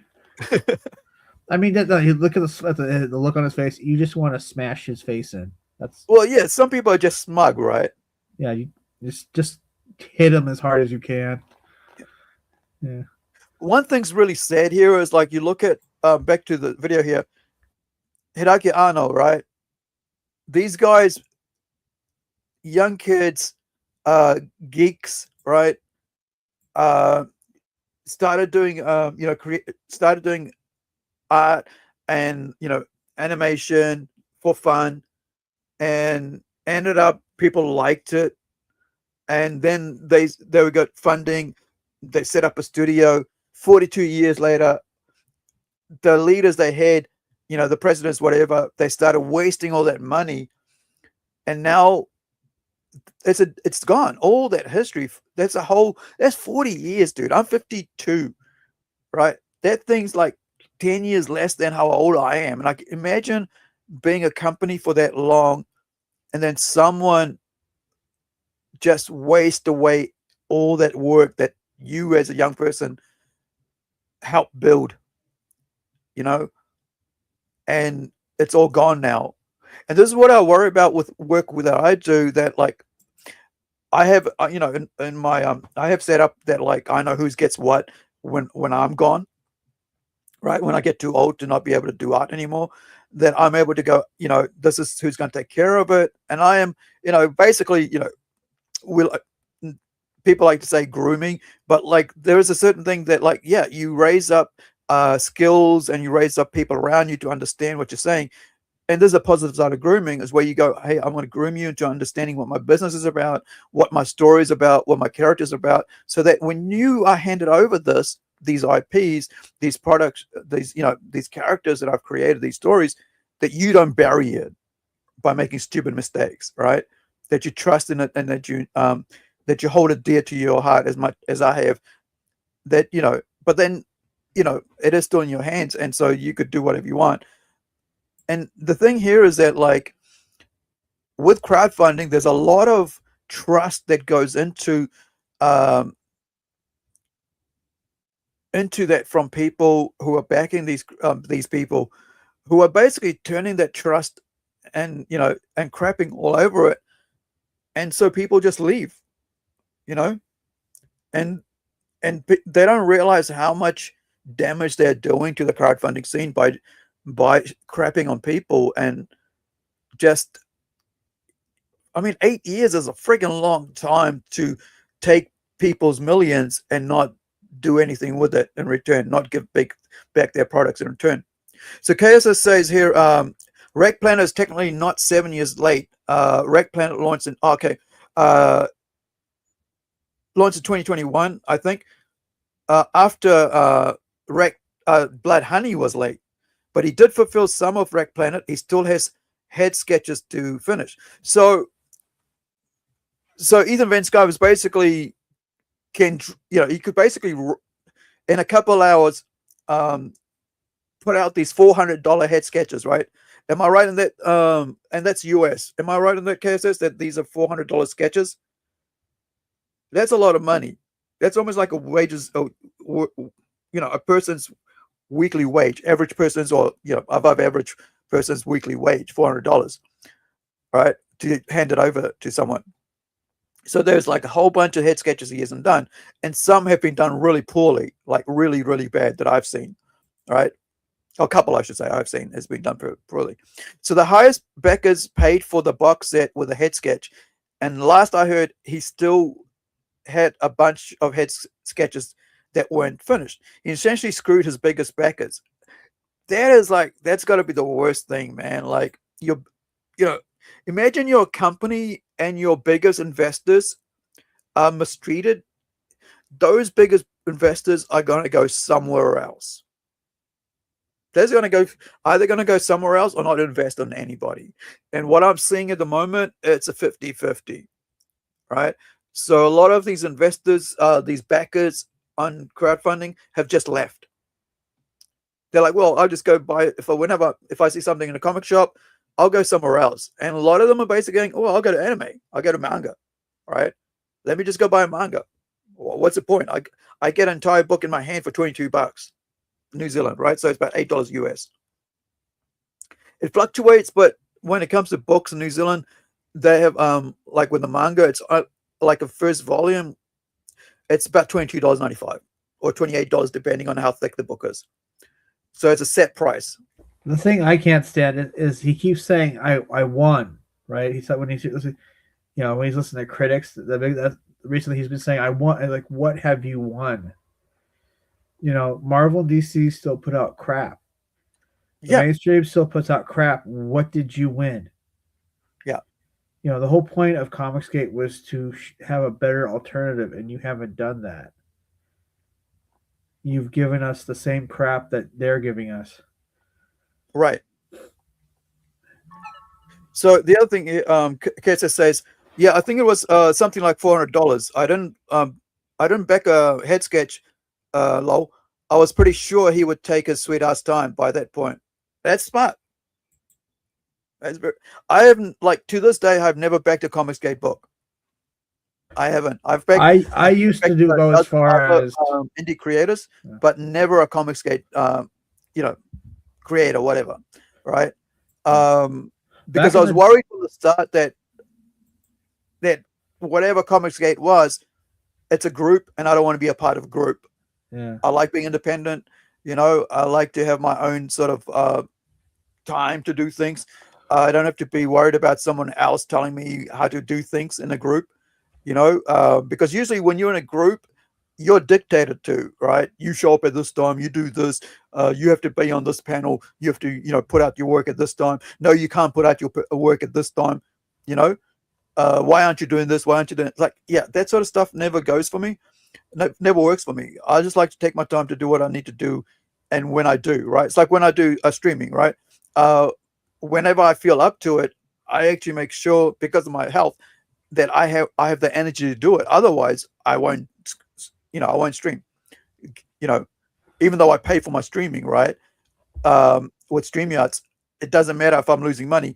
If I don't have the energy to do it, why would I come on here to be talking about anything if I don't feel like talking about it? So I think, I think groups are it always goes wrong, man. Especially because the thing about groups is that there's too many individuals, and someone always wants to be the leader, and they will always want to dictate to others what how the group should be led, and it basically becomes communism very quickly, right? It becomes very quickly a communist thing, groups, and the larger the group, the worse. And the other thing about that is that you'll have all types of people joining groups, right? And same thing with Gainax. Getting back to Gainax Studio, they had someone who was a bit of a pervert who actually assaulted someone and ruined the company. Just that one person, right? And but before that, they were just out there throwing money around, wasting money, which was supposed to produce a product. But like Ethan Van Sciver, right? So so Cass is saying about like how EVS goes out there saying you won. So if you really won, you generally don't have to say it. Everyone knows if you won or not, right? And that's true. Yeah, it's so true, because if you're winning, people already know you're winning. So, they don't go out there saying, you don't go out there going, I'm a winner. Look at me, I'm a winner, right? No, because everybody knows you're a winner. It's like, I was thinking the same thing. It's like a rich person never has to actually say they're rich. Everyone knows it. If someone claims they're rich, they most likely aren't. It's like when someone says, how much is that? And the dude behind there goes, the fact that you have to ask means you can't afford it. So why are you here? Right?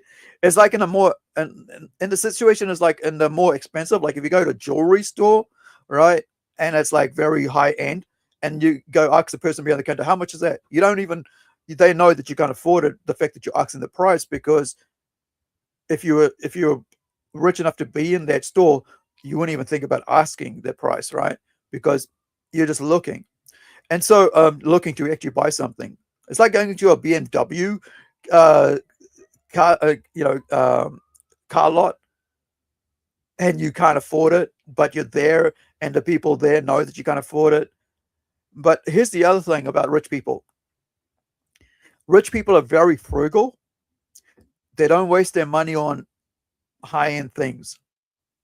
I know a guy who's like actually I don't know him personally, but I know a guy through a friend, one of my taxi drivers friends, and he said, this guy, you never know he was rich because of the way he dresses. Like he's like multi-millionaire, but you never know he's a multi-millionaire by the way he dresses. Right? The guy owns like condominiums. He owns like buildings. He owns like farms, and you never know it that he's rich, because the guy doesn't need to tell you that he's rich, because he doesn't have to prove anything, And that's basically, everybody out there, like especially in comics, it's like, oh, we beat Marvel, we beat DC. It's like, you've done nothing. Like Tim said, they're still producing comics every week, and yet you aren't even able to put out a comic in 5 years, right? And the other thing is because of what ComicsGate, with EVS has been doing and ruining crowdfunding for everybody, and it's not, and I don't mean like for me, I mean for everybody in the comic scene, because he's driven away the backers because of his behavior. And people in ComicsGate who have basically come in under the ComicsGate moniker and said, oh, we're going to do this, and they took $100,000 and never put anything out, right? I'm sure Tim and, Lesman and KSS can, in the chat can tell you the names of people who've done that, right? 50,000, 30,000, 100,000, 200,000. I've heard of people raising a lot of money and then just disappearing. I've heard people say they're going to make an amazing book and they pay far out the ass, and then they just and 6 years later they still haven't put out the book. So if you really are something, you don't have to go around saying it or announcing it or trying to convince yourself that. You just know that. Oh, that reminds me, dude. The other day, I was watching Raptor's stream, and I fell asleep like 2 hours in because I'd been up for like about 24 hours or something. I get into these like with my, because of my, insomnia and stuff, I get into like these long days where I just stay awake and do as much work as I can, and then I end up like crashing out for a couple hours. So the other day on Raptor stream, let me see if I can find it. There was that one. We'll get back to the other one in a minute. So hold on, let me find the stream. So on that stream, I was really pissed off because later when I watched it, it was like about 3 hour mark or something. Because I watched it yesterday, day after. So the Lizard Messiah basically was talking about. They had a video up on the commenting on it, him and Pan, and where is it? This is that one. Yep. Let me bring up the stream. Not that one. We'll go back to Gainax in a minute. There we go. Born in Noose. Man, I hate this freaking. Every time I do this with YouTube, it does this, brings up all this other stupid thing that I don't want to see. Like, give me. Hold on. I think I've got the full screen on. No, I don't have the. Dude, give me the friggin' chat. Wow, that's kind of messed up right there. Yeah, it's like really stupid.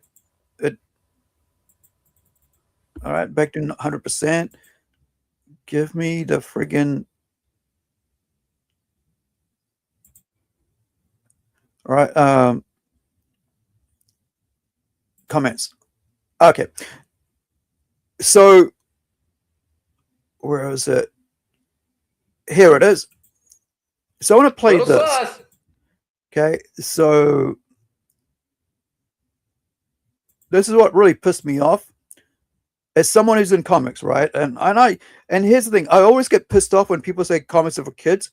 They used to be for kids, but they never always was for kids. Like it's. I've always thought, well, many generations have grown up with comic books, so the audience has gotten older, and there's of course people who are younger, but it's the age groups all are kind of a wide range. Right. It's a medium. It's an art form, right? It's like music. You can have a freaking death metal, right, or black metal music out there, but you can also have like little kids songs, right, or Christmas songs, and that's music. There definitely probably should be something a little more stuff for kids, though. Seems to be mostly geared towards adults. Yeah, and that's why we did we did our Comic Incredible all ages comic book kid for all ages, kids books, because it's important to have that. And I think if you're a comic creator, you want something out there for that, for all your audiences, not just a single audience, because you're never gonna get, I guess for all we want is we want to reach as many audiences as to grow ourselves as possible. You can't just hit it to one audience, like.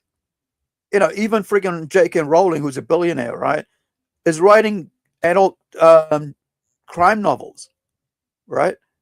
She's after Harry Potter, she still does that, still writing new stuff for that, but she's doing adult, because she knows that the kids that are reading Harry Potter are now grown up, so they need something to read, that's a bit more mature. So let me play this, and this is to do with Shane Davis, this 9 Lives dude, talking about how he doesn't tell anybody who's outside in the real world that he's a comic creator, even though he always goes on about how he's a veteran, that he used to work with Marvel and DC, right? And that you got to support him because he's this great artist, and if you don't do anything for him, he will do nothing for you, right? And it's amazing watching this dude speak about like if well, they're not doing anything for me, so why should I? It's like, it's such a weird stance to have. Like, it's like, here's the thing, right? JJ here, right? I've interviewed JJ. He's done nothing for me, but that doesn't mean why should I not interview him? JJ is a writer. He's a writer of fantasy books, right? He's an actual creator. So with me, I like to interview other creators because I like to not talk about myself all the time, right? I can waffle and all that. I know that. So I like to have other people around who actually create the things that are different from me, because I think that it's important that that you have people and you talk to people who are not just like you, because it actually expands the audience for the other person as well, right? And here he is, Shane out there talking to JJ, who's a writer of novels, and the weird thing is that Shane's a comic book creator, but JJ isn't. And so in his right mind, JJ owes nothing to Shane. And so why should JJ have Shane on his channel right now? Right. Right? Right. It doesn't bring anything to him. I think even if you share like the link to one of my books, that's cool. I mean, all I do is put my stuff out there, and if people reciprocate it, then it's cool, Right. But yeah, these people seem to think that they're entitled to have people do things for them. Yeah, and that's what really bothered me about it. It was like, well, you're out here, you want to have everybody do everything for you, but you do nothing for anybody else. All you do is you just promote yourself, and that's all you do, right? Yeah. And so it's basically, in my sense, you're just a taker from the community, right? They're a parasite. They're a parasite because they think they're entitled to everything. My opinion is they can go fuck themselves. Yeah, that's my opinion. Okay, so I'm going to play this little clip here. I think it's only about like 2-3 minutes, because you guys can go. I'll put the whole link up. But yeah, watching the Shane comments was really, really interesting. Oh yeah, I was going to bring that up at the I've got the news out there set up to come in, but sorry, not there, this one. So yeah, Rob Reiner, those two people, yeah. So Cass brought it up earlier. So it's confirmed now. 2 hours ago, Rob Reiner has been confirmed dead. The actor, director, I think, and TV personality, I guess, famous American. Rob Reiner has been confirmed dead in his mansion today, found with stabbing wounds. He and his wife allegedly killed by their drug addict son.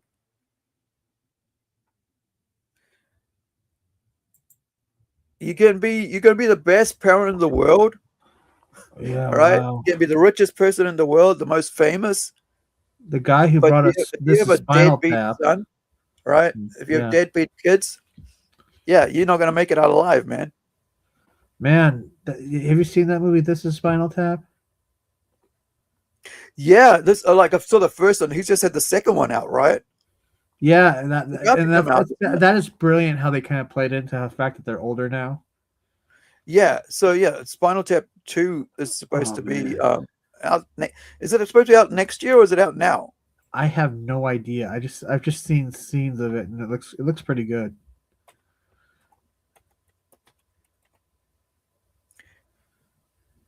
Yeah, Spinal Tap continues. So I think it's supposed to come out. Yeah, it's already out. Man, so let me. That's kind of a bummer. Yeah. So let me just move away from this for a second and bring that one up. So I'll show you the trailer for Spinal Tap, since we just got this up. So this is Spinal Tap continues. So so this is Rob Reiner right at the start. It's called The End Continues. Oh yeah. Which is a I see it right from you, but I'll read it. Yeah. Hi, I'm Marty DeBerge. 40 years ago, I was honored to direct a film called This is Spinal Tap. The numbers all go to 11. One louder. Why don't you just make 10 louder and make 10 be the top number and make that a little louder? These go to 11. I'd like to sink her with my pink torpedo. Pink torpedo. That's Rob there in the head. Really? Yeah. A lot has happened since the last time I saw you. Presto. Have you been playing music at all? I play music at a pub. This is the site of Spinal Tap's reunion concert. Why New Orleans? There was a cancellation. Who was supposed to be there? An evening with Stormy Daniels. Oh. Obviously, there'll be the regular merch. Yes. And Hope has had a rather brilliant idea. Tap water. It says artisan. It's But just tap basically, water. it's tap water. We're still short a drummer. What happened to him? He sneezed himself into oblivion. Is that medically possible? So you think he might fill the bill? I don't want to die. We've only lost 11 or 12. 11 drummers. The thing that you guys had as kids, is that still there? I'm in a band that constantly is breaking apart and coming back together. But the more we retreat into the music, the nicer things become. Not to be profound or anything, and it would be a first time for me. Stonehenge is a magic place where the moon doth rise with a dragon's face. Stonehenge, we are Spinal Tap. We'll go back in time. Oh man. What we need to do is secure your legacy. If during the gig, at least one, but ideally no more than two of you were to die, would you settle for a coma? Oh, no, that's interesting. You know, That's a great bit of thinking outside, well, the literal box, I suppose, actually. Oh yeah. Well, that Prince, sucks. right? That's another good movie. Wow. I had no idea that he actually did so many movies. I knew he was. Yeah, let me bring up his what is it? Spinal Tap. Yeah, no, that was his movie. So where are we? Here we go. This is his whole bibliography, discography, whatever they call it. Come here, dude. Here we go. So, right, he's acted in tons of stuff, but let me see if I can put him as director, writer. 90 films he's acted in, TV, whatever, and film. Writer of 55, 30.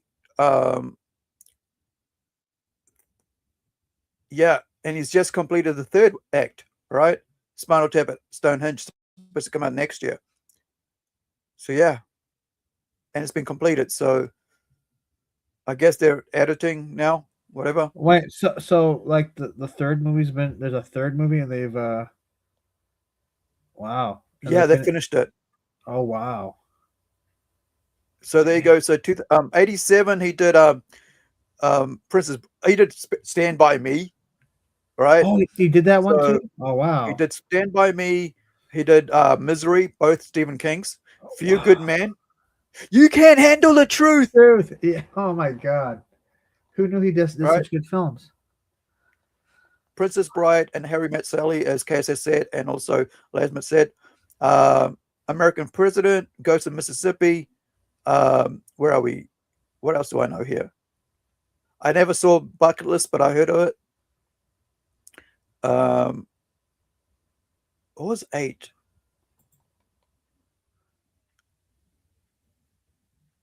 Nope, that's not what I think.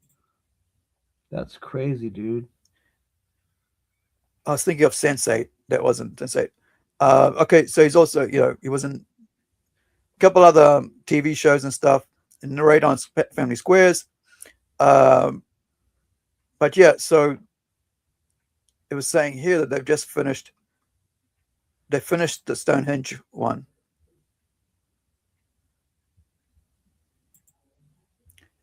That sucks. That really sucks. Like I said, you can be famous, you can be rich, but if your kids, if you're not looking after, if your kids, if they can be destroyed by the world and their friends, and now you got 2 dead parents because of a drug addict kid, supposedly. Damn. All right, back to the video we were looking at, and which is Born in the News from a day or two ago. And this comment by Shane. I don't call myself an artist to everybody else. I don't tell people I work in comics. But he's the breakout artist in 2009. Yeah, that's even though I make all my money from comics, but and art and stuff and writing, I don't call myself a comic creator. I'm ashamed of it. Where they're there for 3 months and then like they're gone, you know, a new editor's in their place or a new writer. Yeah. Like they just kind of like push them out, you know, so it's very transient.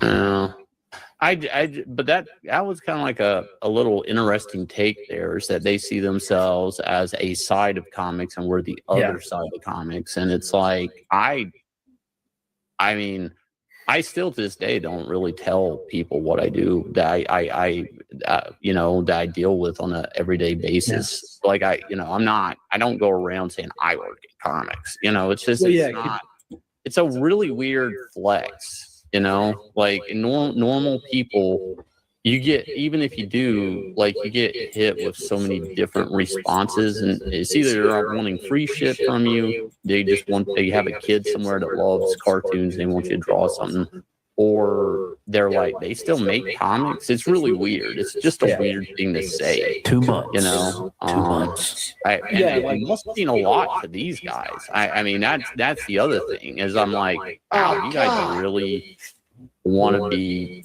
the side of comics. It's like, for them, it's like, you guys are talking about comic movies. Like you're such fake comic people that you don't even talk about comics. Like, I mean, Gary, I guess he ran a comic shop that I can't. He had to launder that meth money.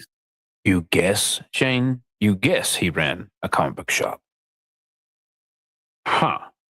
Somehow, right? Yeah, but the guy, I knew the retailer that bought it from him. Like, and if he had to sell it, he probably wasn't running it well to begin with. Right. You know, so like, I mean, maybe Gary likes comics, I guess. That's. Oh no, Pan, let me ask you a question. Like, what comic book store was thriving when, you know, they started doing all this shit? Like, there was a lot of comic book stores that closed down. Yeah, no, they were dying, like, including mine. They really ruined my comic store by putting out that shit. Yeah, I remember. In 2015, I owned my own comic store, right? And so Marvel and DC, especially DC, with their freaking convergence crap, right?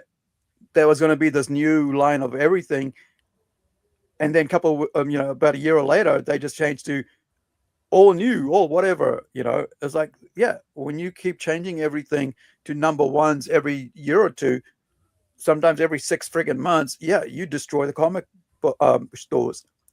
So yeah, you know, Raptor's right there, right? Which comic store wasn't dying at that point? You know, it was hard to friggin' actually sell a comic book because nobody knew what the hell to promote, because you didn't know what was going to go out there. And somebody comes in watching a movie, you know, the number one selling comic book they were selling was Deadpool, right? Yep. Because Deadpool was a movie, was the short had come out, and they were going to put a movie out, and so everybody was excited for Deadpool. And then so I was selling a lot of Deadpool comics, and I was selling trading cards, right? And I was selling manga. But to sell a comic book and being a comic book store, it was like pulling teeth.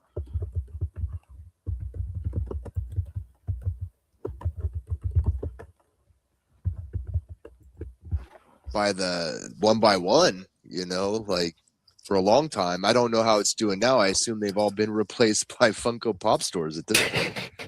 Well, I'm hearing they're not doing too well either right now. They're kind of a dying thing. It's GameStop closing out. They kind of put all their hopes in selling Funko Pops, and well, the one around me, all the ones around me have closed, so not looking good.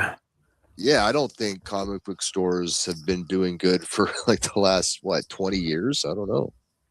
Strachzynski says he sold it because he was moving. Yeah, I was thinking there was something to it. I just didn't want to speak on it without knowing exactly, because it's been a minute on my my Gary lore. But yeah, I didn't really think there was reasons of him running it poorly.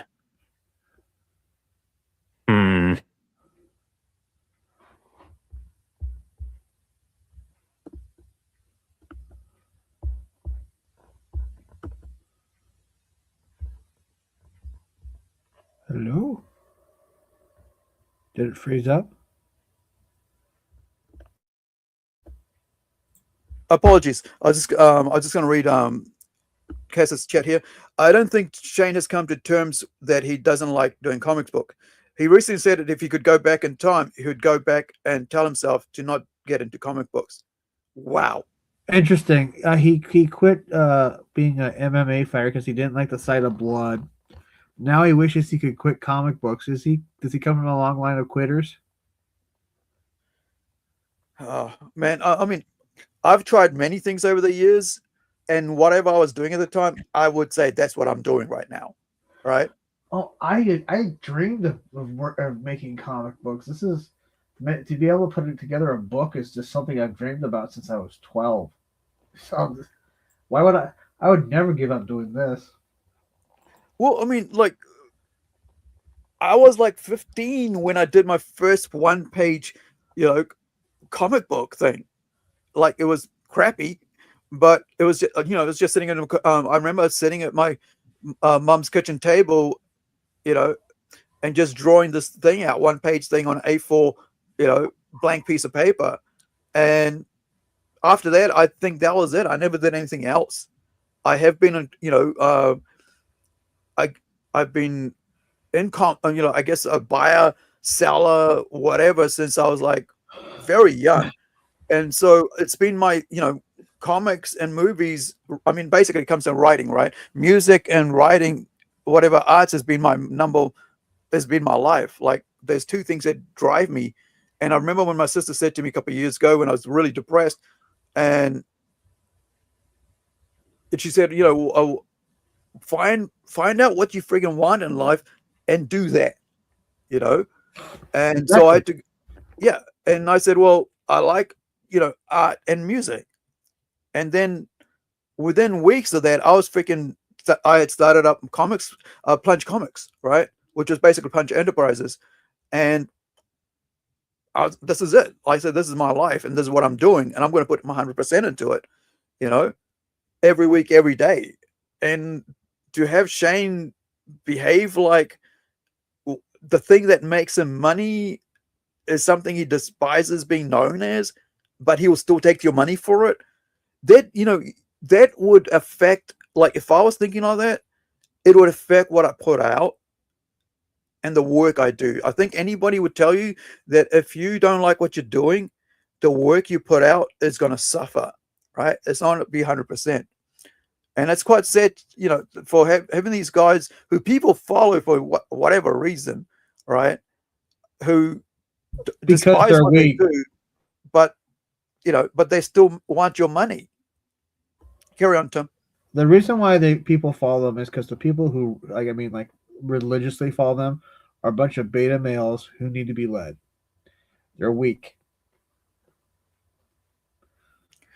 I guess so. I mean, it's also the fact that people like to follow other people because it stops them from thinking about their own lives, right? Yeah. And I think that's something that, like, seriously, in this timeline, there are a lot of people like that.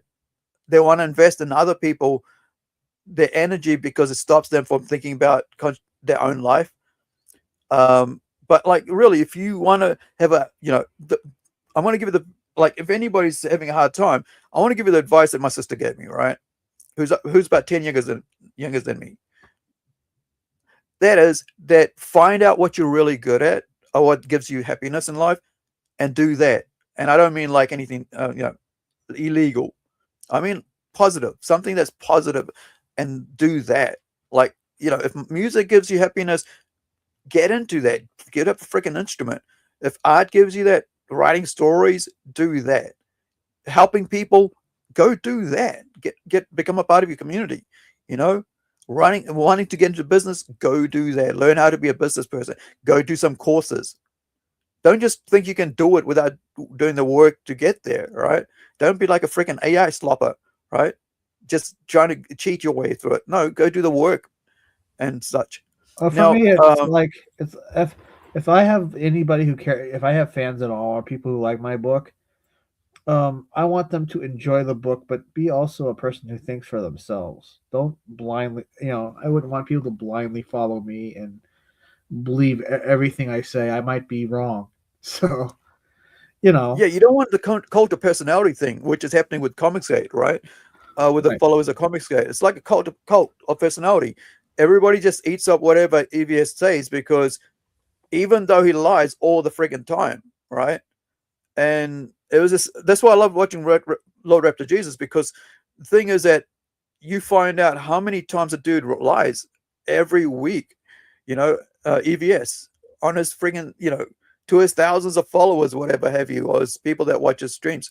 So before I get too far behind with KSS comments, so Gary's comic store is like the most famous one in San Francisco. Shane is an idiot. Gary sold it and worked on doing a YouTube channel, which he built up, right? Like him or not, it's successful. Yeah.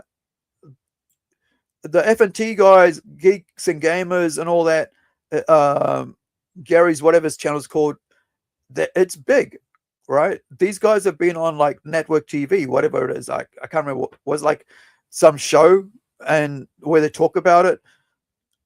And so, you know, and the other thing he says, like, yeah, Gary sold his store years before he moved.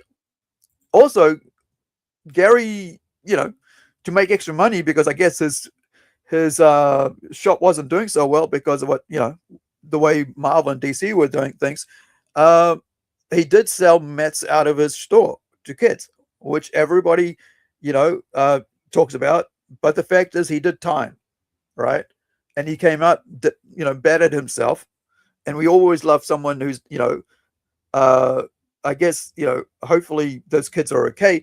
But we also like to give people second chances, because we all know that we can all, you know, go to the dark side. Therefore, you know, what is it? Therefore, by the grace of God, that we don't, you know, whatever, that we, you know, whatever it is that we holds us back from doing that. So it goes here. Kesa says, I watch these guys for timestamps. Shane is always complaining about comic book work. There's never any sense of joy. It always sounds like a chore. His most famous book with DC, he complained about. Is that like the wow? What is it? Is that one with JMS? I don't know. I be honest with you, I've never heard of Shane Davis until ComicsGate. I didn't even even know who John Malin was until Jawbreakers.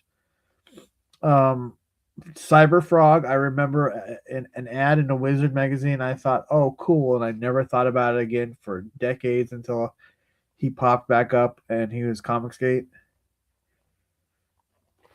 Yeah, well, I mean, the only reason I know Shane is because of JMS, right? Yeah, that's the one. Yeah, Superman with JMS, J. Michael Strachzynski, because I'm a big, huge Babylon 5 fan, and I'm a big, huge J. Michael Strachzynski fan, and that's been like since 2002, maybe.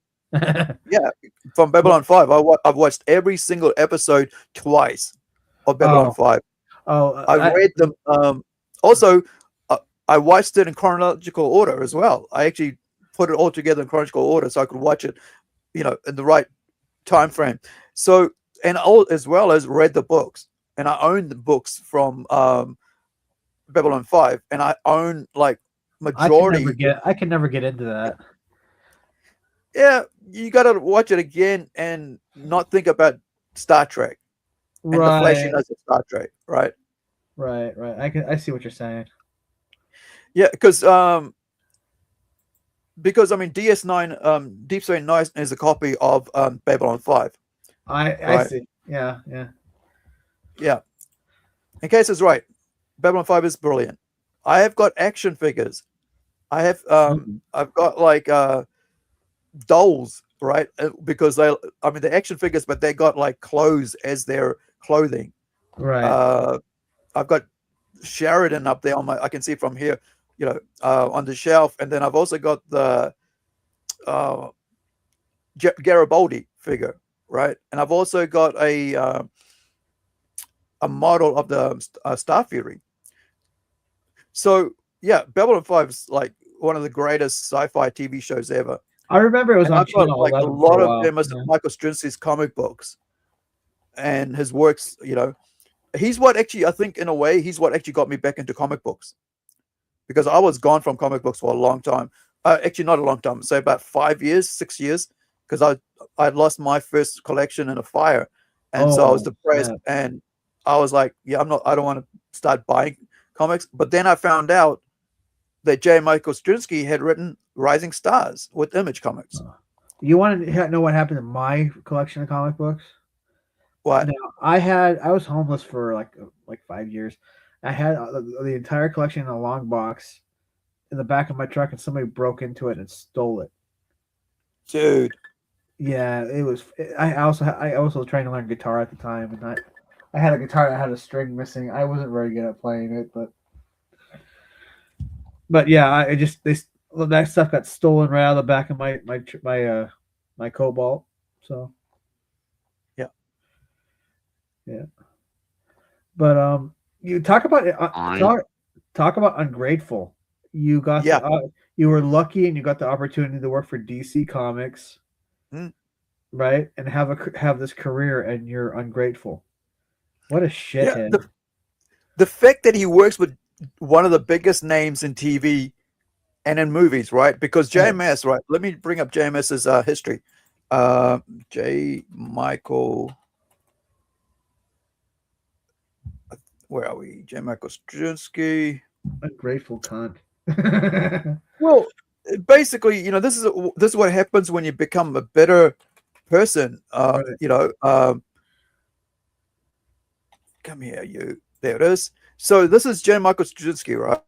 The guy we're talking about here, who Shane was lucky enough to be teamed up with to work on a project that sold lots of hardcover. It wasn't like just a trade paperback. This was a hardcover thing, right? So I'll show you something here. So he wrote Changeling, which starred Angelina Jolie, and let me see. I think what did he win? Here we go. This was right. The movie, right, got lots of nominations. How many did they win? 14 wins and 55 nominations, right? She got Best Actor for nominee for Angelina Jolie, achievement for cinematography, and so on. Now, where's the winnings? BAFTA Awards, right? So they had nominations for that. He had best screenplay, right? For that, People's Choice Awards. Where is the actual? I hate it when they should do this, but I'll show you where the winnings are. They got so many nominations.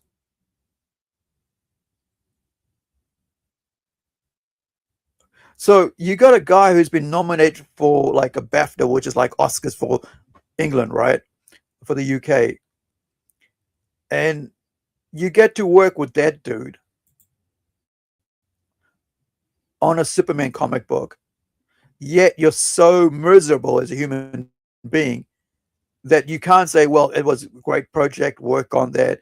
It was awesome to have that chance to be able to win with this, to work with someone with this huge, lineage in Hollywood. But no, you got to be depressed and despise the work you've done. And yeah, JMS has done a lot of work, man, like decades of work, right?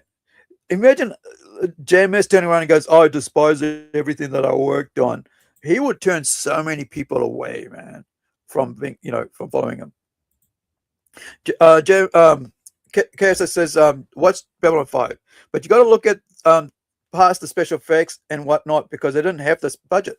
But JMS had the story written out 5 years in advance and had Harlan Ellison and DC Fontana.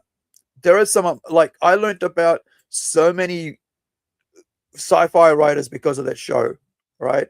Alfred Bester is one of my favorite friggin' writers now, right? Because he had a character he actually named after, Alfred Bester, called him Al Bester, right? Al Bester. It was, I think it was Chekhov from Babylon 5 who, from Star Trek, right? Chekhov from Star Trek, who was one of the main villains in that series, right? And also the other thing is that like the latest animation, Watchmen Chapter 1 and 2, he did the screenplay for as well. So if you're working with somebody with a big name and you're the artist on their book, you can't sort of like poo-poo something like that because that other guy's name is attached to it. All right, you're a hired gun. Do your work. Be happy about it because that work made you get other works. Right? Everything you do that gets your name out there builds up your street cred. Right? Because that allows you to get the next job. Because people always say, "Well, what have you worked on?" Right? Yeah, and I think Shane's just such a disingenuous person that. It's me. I was a big time comic artist. Oh.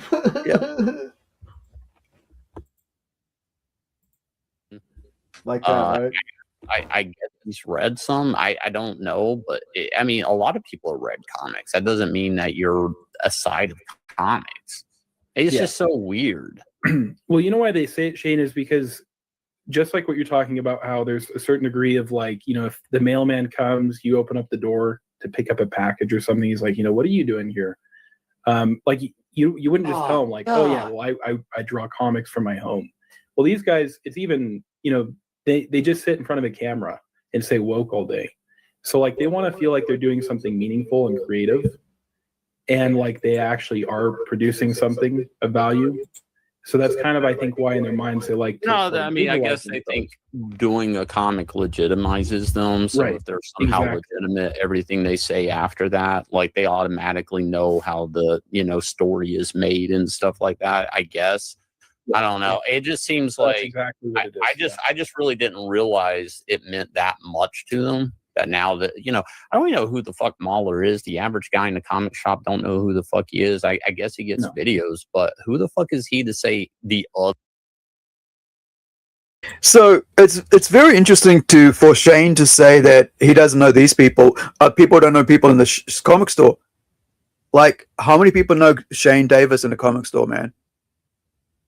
Like how many people know? I didn't even know in the comic store. Like, I've been a comic reader collector since I was like 7, 8, or 9. I think, and I've never known Ethan Van Sciver's name. Yeah, I was late 80s, early 90s. I started collecting books. Like I said, I didn't even know who Shane Davis was until like ComicsGate. I didn't even know. I didn't know Ethan Van Sciver, but I saw an ad for Cyberfrog back in the day in a Wizard magazine, I think. I don't know who know who John Malin was until Jawbreakers. These people need to get their heads out of their own fucking asses and quit being such douchebags.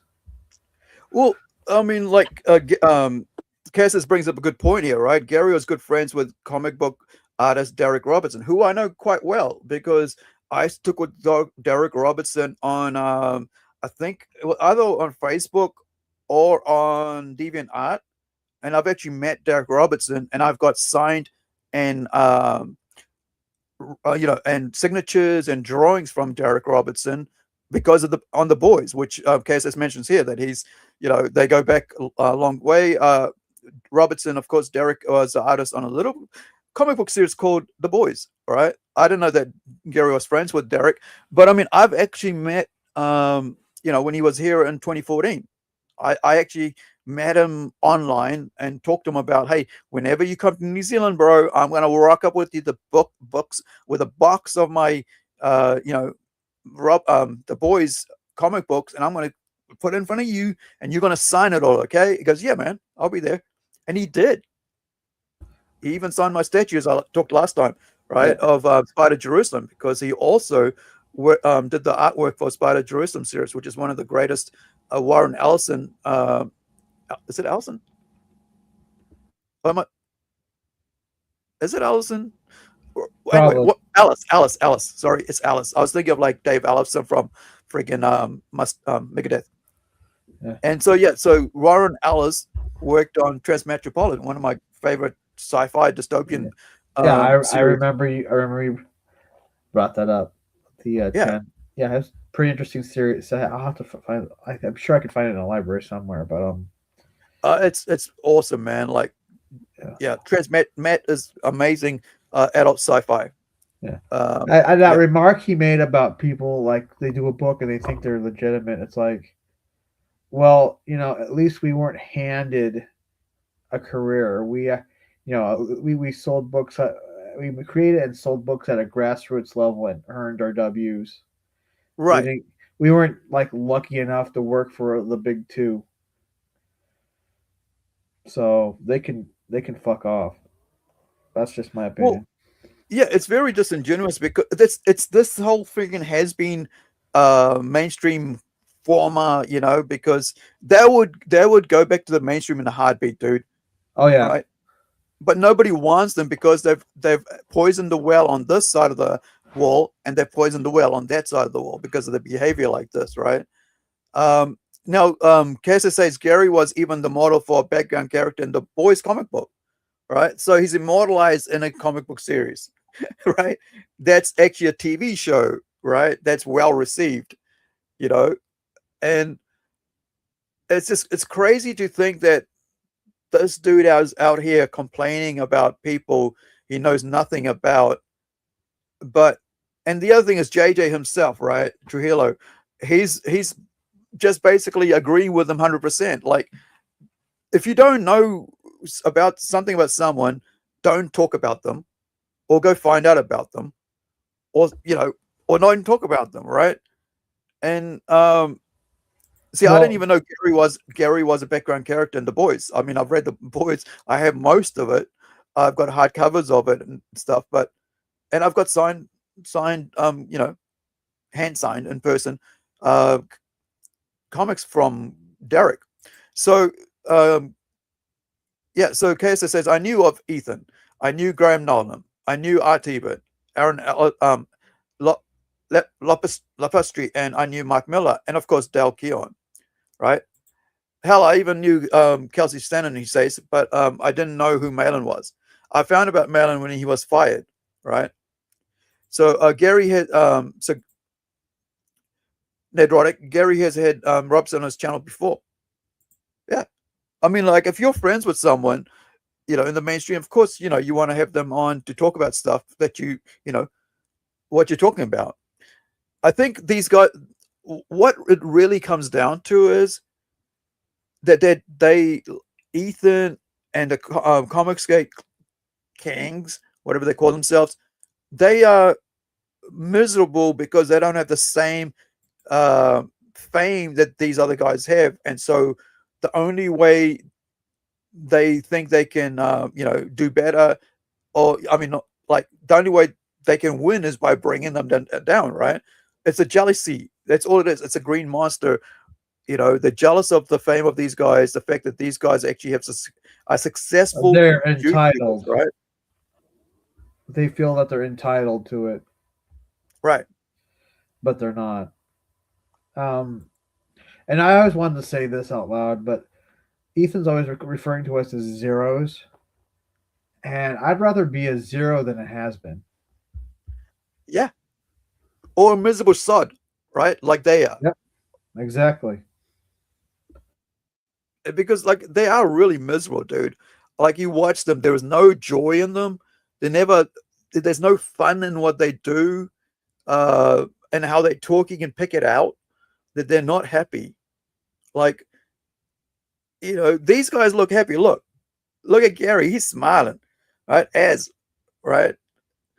Even what's her name? X-Ray Girl, right? She's out, like, these guys are happy doing what they're doing because they built their audience up from, the ground up, right? They weren't handed something like these guys are because, we came from the mainstream. And I think that's why they despise them, because they built their own thing. They don't need anybody because they did it themselves, right? And the connections they built is because they've had connections from working with other people. And I guess, yeah, I don't know, man. I don't understand why these people are so miserable with all the money and clout they have.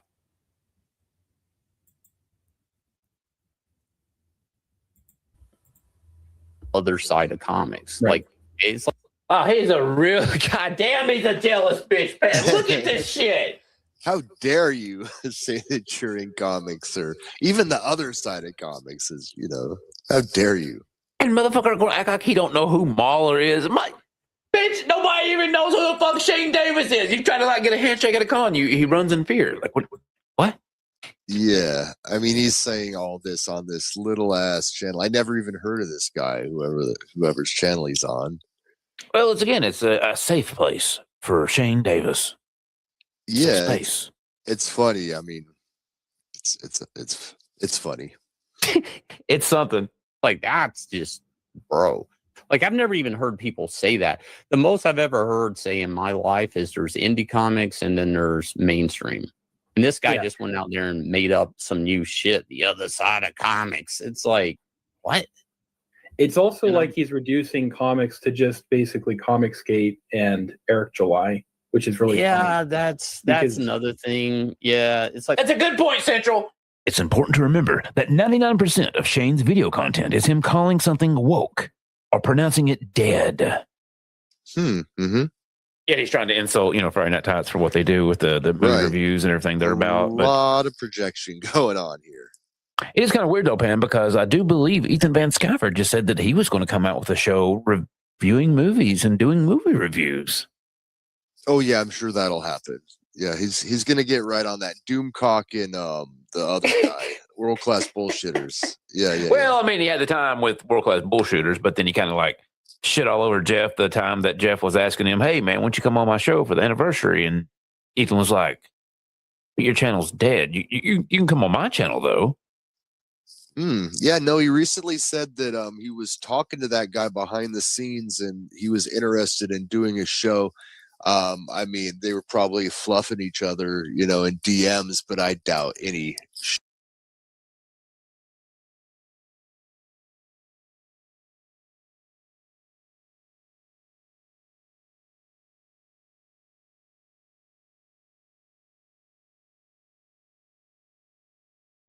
And so it ends.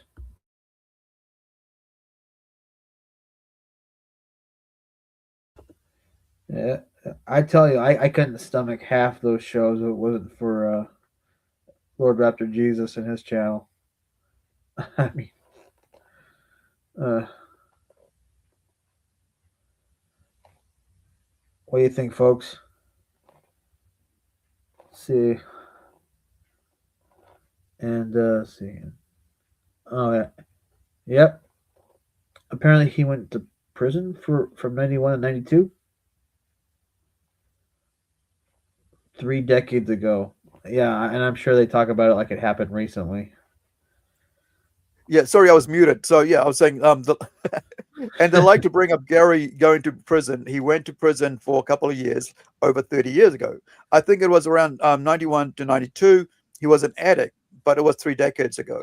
So, right, as I mentioned before, like we like to see people clean themselves up and do better for themselves, right? Which he's done. And I think people realize that, and that's why he's got a huge audience, right?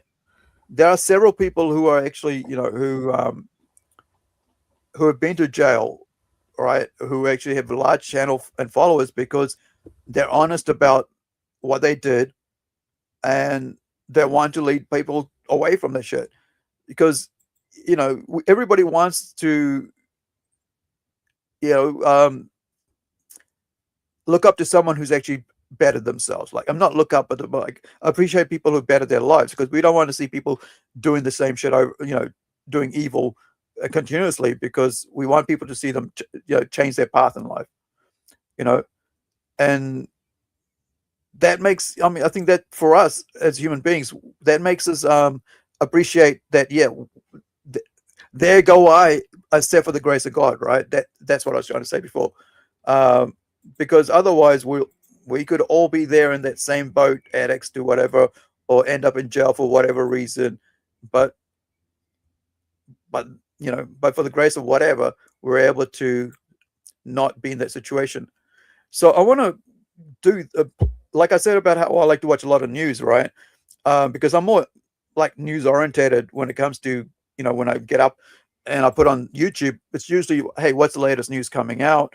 You know, what's the new thing? So this is about AI, as we've been talking about it, and how they're faking a lot of stuff in China and how it's ruining the society, right?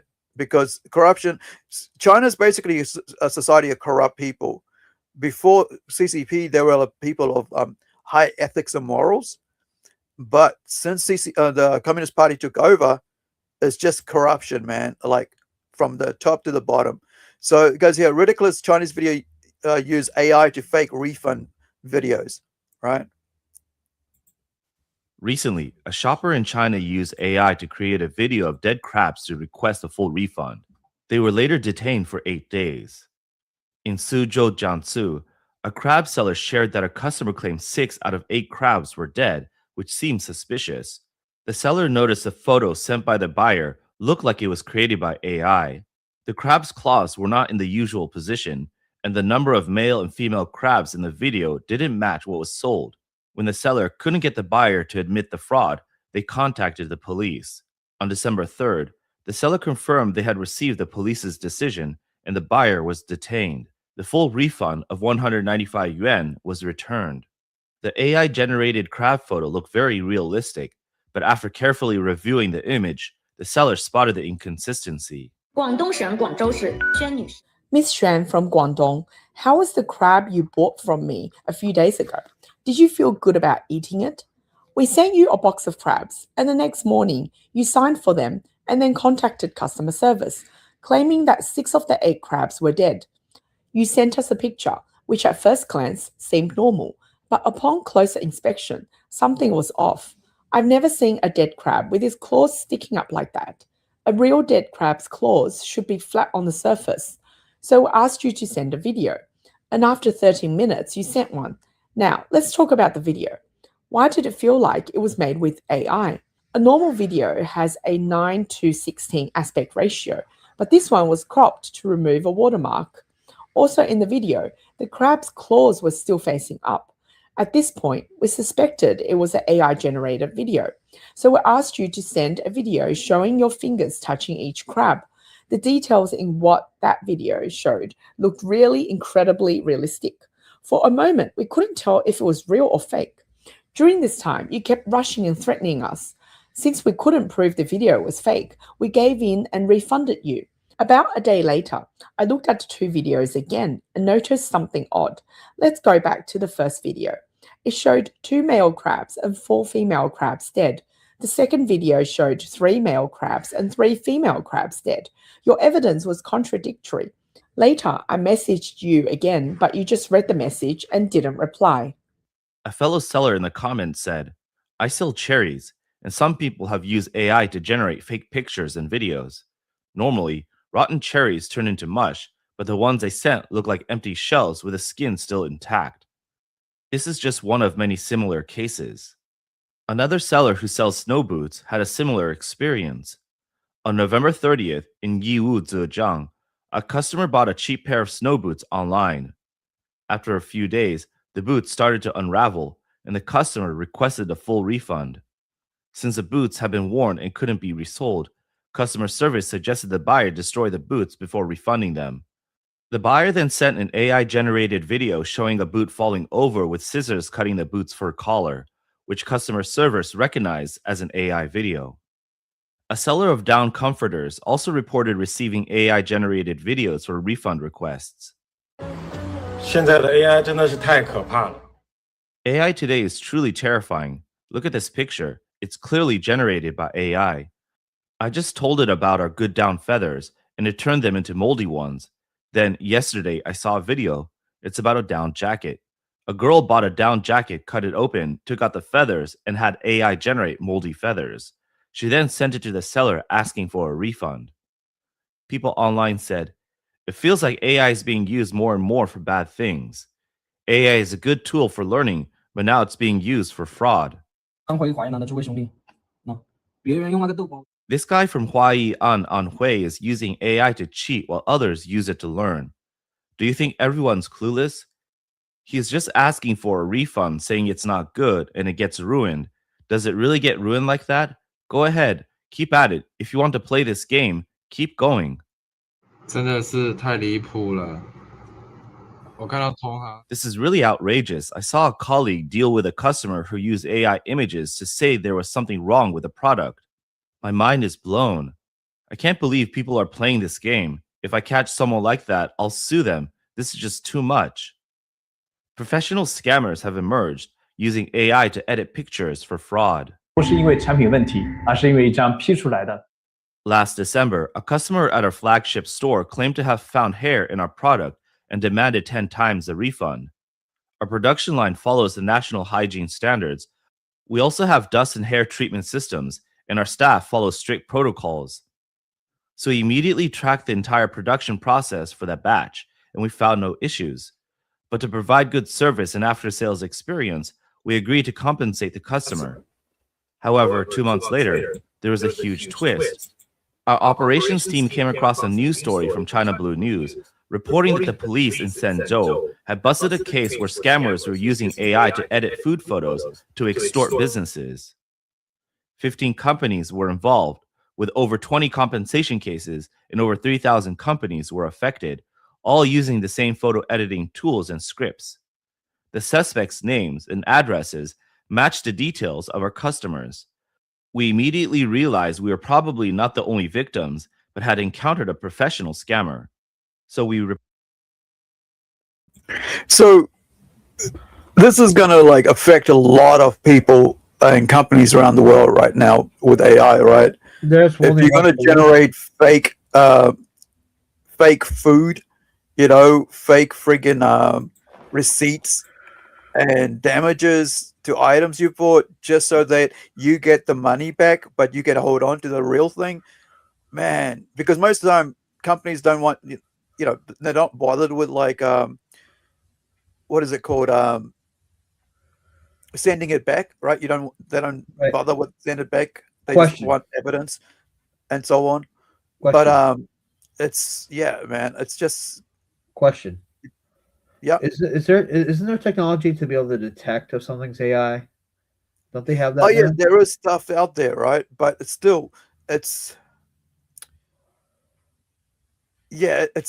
only so much. You got to be able to know what to use, you know, because a lot of times you're going to have to implement more of those, and or the return policy will have to be amended to say that you have to bring it in and show them. Well, the other thing is that like a lot of these online companies, right, that they actually are happy to just refund it. Like, especially if you have a reseller like Temu, right? Right. Well, that Temu if you're sells using crap something like anyway. Temu, right? Temu sells if you crap just say, well, anyway. something's broken, and you know whatever, they'll just refund it without even contacting the actual manufacturer, right? And so the money will be sent out of the manufacturer's account straight to the customer, and actually then they'll go, you know, there's no evidence whatever for it, and yeah, it can imagine like the amount of like returns and refunds people ask for, and if you've got an online seller like Temu or whatever else is out there, they don't want this because they're selling billions of freaking products every year. They're not going to worry about one or two, but the company is the one that, you know, is burdened with the debt, right? Yeah. With the costs.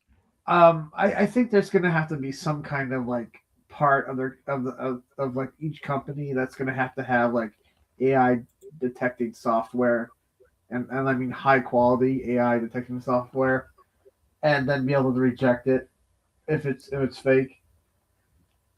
Something like that. I mean, because something's going to have to be done. Because, you know, the more people do stuff like that, eventually, you know, people are going to figure it out.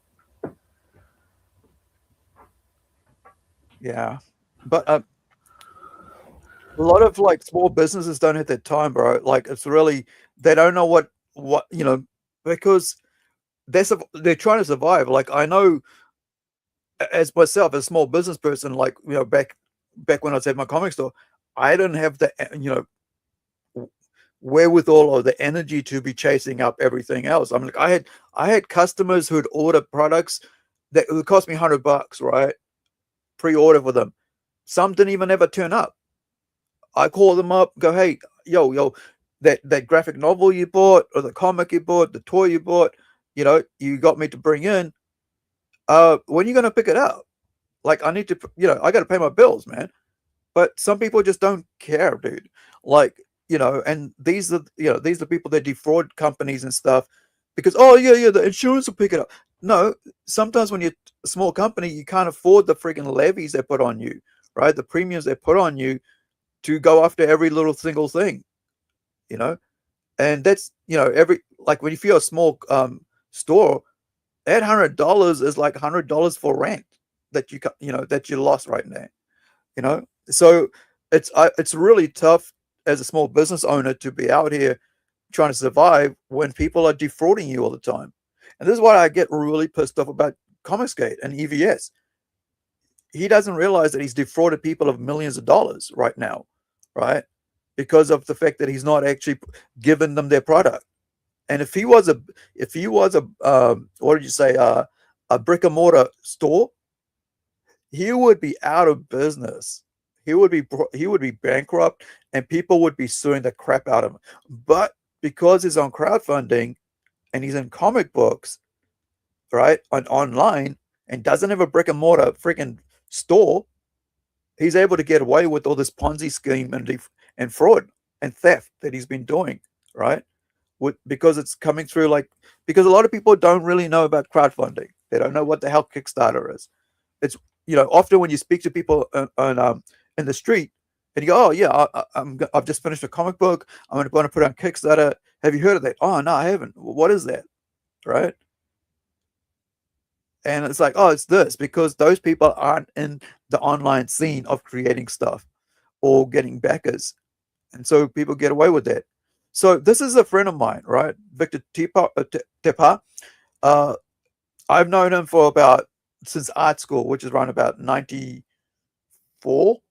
I've actually lived with this gentleman because we had a student house I rented, which had like a bunch of us art students there. And we just spend like Friday nights drinking and doing art and stuff. So this is the second time that Victor has had his art stolen. So he goes here. Timu, actually, he's living over in Aussie now, but he's a New Zealander. He's actually from my city here in Whangarei. But he's quite famous in the Maori art scene. So Timu actually stole my artwork. What the fuck? Copyright doesn't mean anything to them, obviously. Of course, there's no such thing as copyright in China, right? There's nothing. There's no protection. The only way you can, go after them is if you're a billionaire company or multi-million-dollar company, right? And then anyway, it just gets put out anyway. Gets into a third world company and whatever. I mean, country, I should say, not company. And it gets put out again. Doesn't, they just, like Nike, right? How many Nike rip-off Nike shoes do you know of? Excuse me. Because they don't produce anything. Oh, sorry, I should say they don't create anything. They produce everything, but they don't create anything. China, that is. So this sucks. Okay. This sucks for every artist and creative out there working hard at their craft. Then a bunch of thieves steal your artwork to make money. If anyone has any advice, please feel free to share. Got to take these guys down and set my artwork, get my artwork off their site. Thanks to my friends for your support and letting me know about this. This artwork is for Catch a Fire. So Catch a Fire is a huge New Zealand R&B, hip hop, reggae band. So this was actually created for them. But here you go.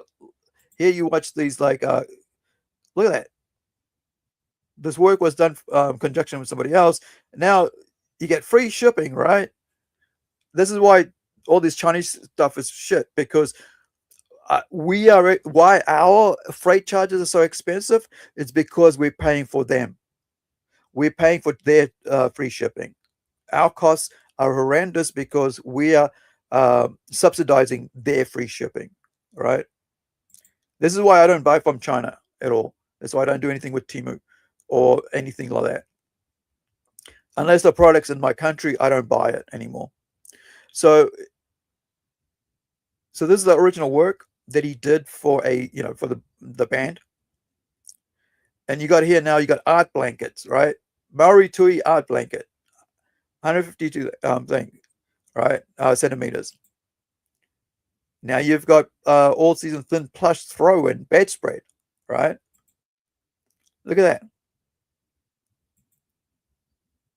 His original work is making somebody else rich.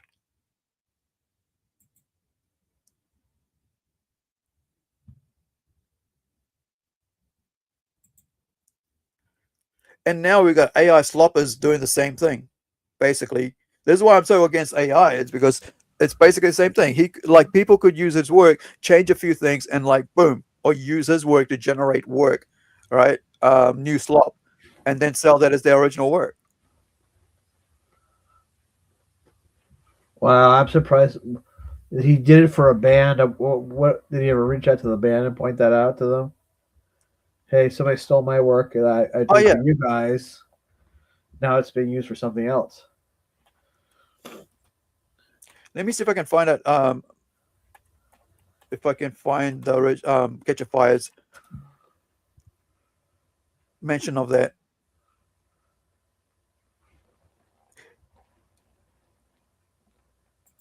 Yeah. By the way, I should mention Vic is also a bass player. Okay, cool. Yeah, he used to be in a covers band, but he's for a long time. And I've actually watched him play and stuff and so on. So I want to show this other piece here. Just Googled it here's the original work. Let me grab that off with the band.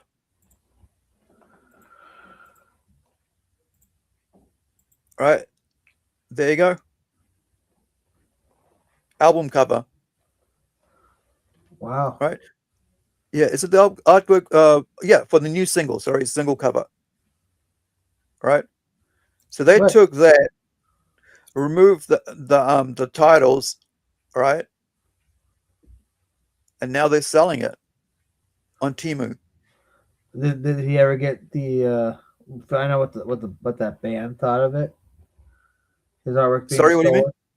Did they ever reach out to that band and say, "Hey, you're the cover to your album"? Yeah. He mentioned that there that he actually said that this worked them. Yeah, because he's done quite a few works like this. Let me leave that. And I'm guessing they're a independent band. They're not a big. Oh yeah. It's a Kiwi band. So this is the work, right? Yeah.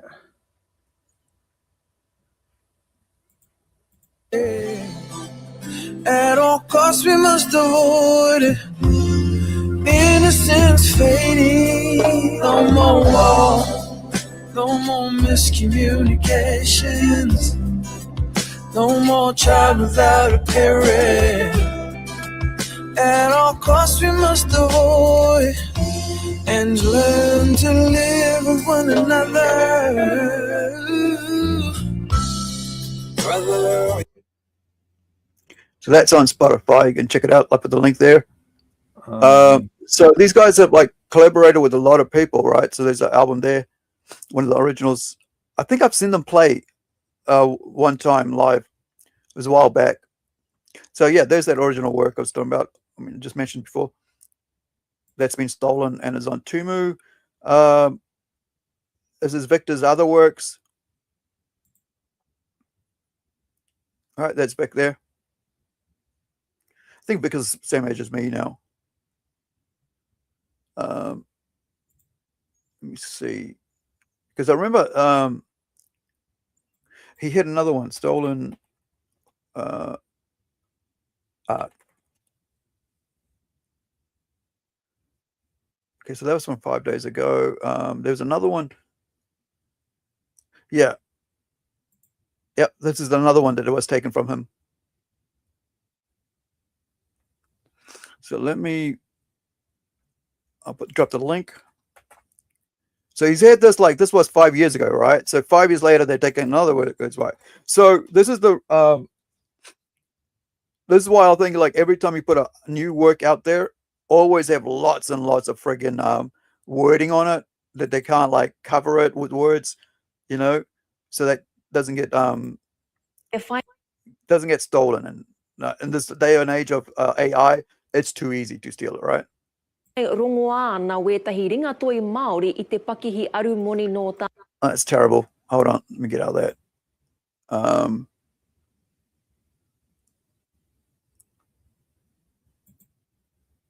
This is probably better.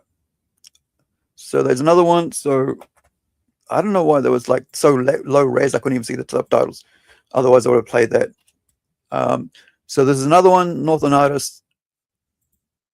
All right, use without permission. Look at that. Look at that. Someone else making money off his work, and he doesn't, you know. So use without permission, sold online. I don't. So this was yeah, 5.5 years ago.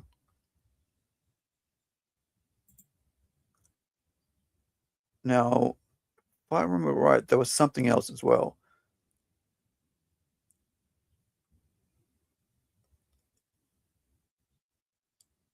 Let me see if this is the one. Yeah, so there's this other one. Oh, this exhibition. Hold on.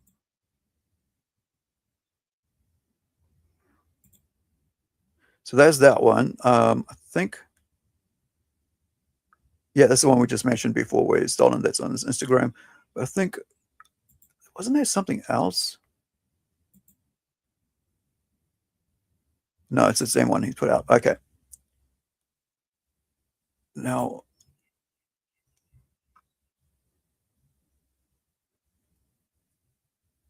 there was something else I wanted to, before we finish here.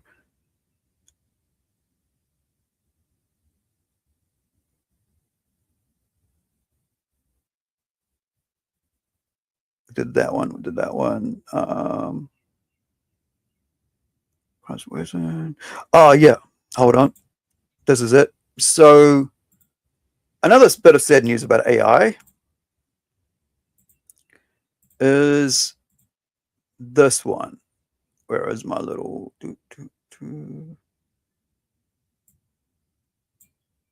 not that, not that. Here we go. So this is called Parents Sue OpenAI Alleging ChatGPT Assisted in Son's Suicide.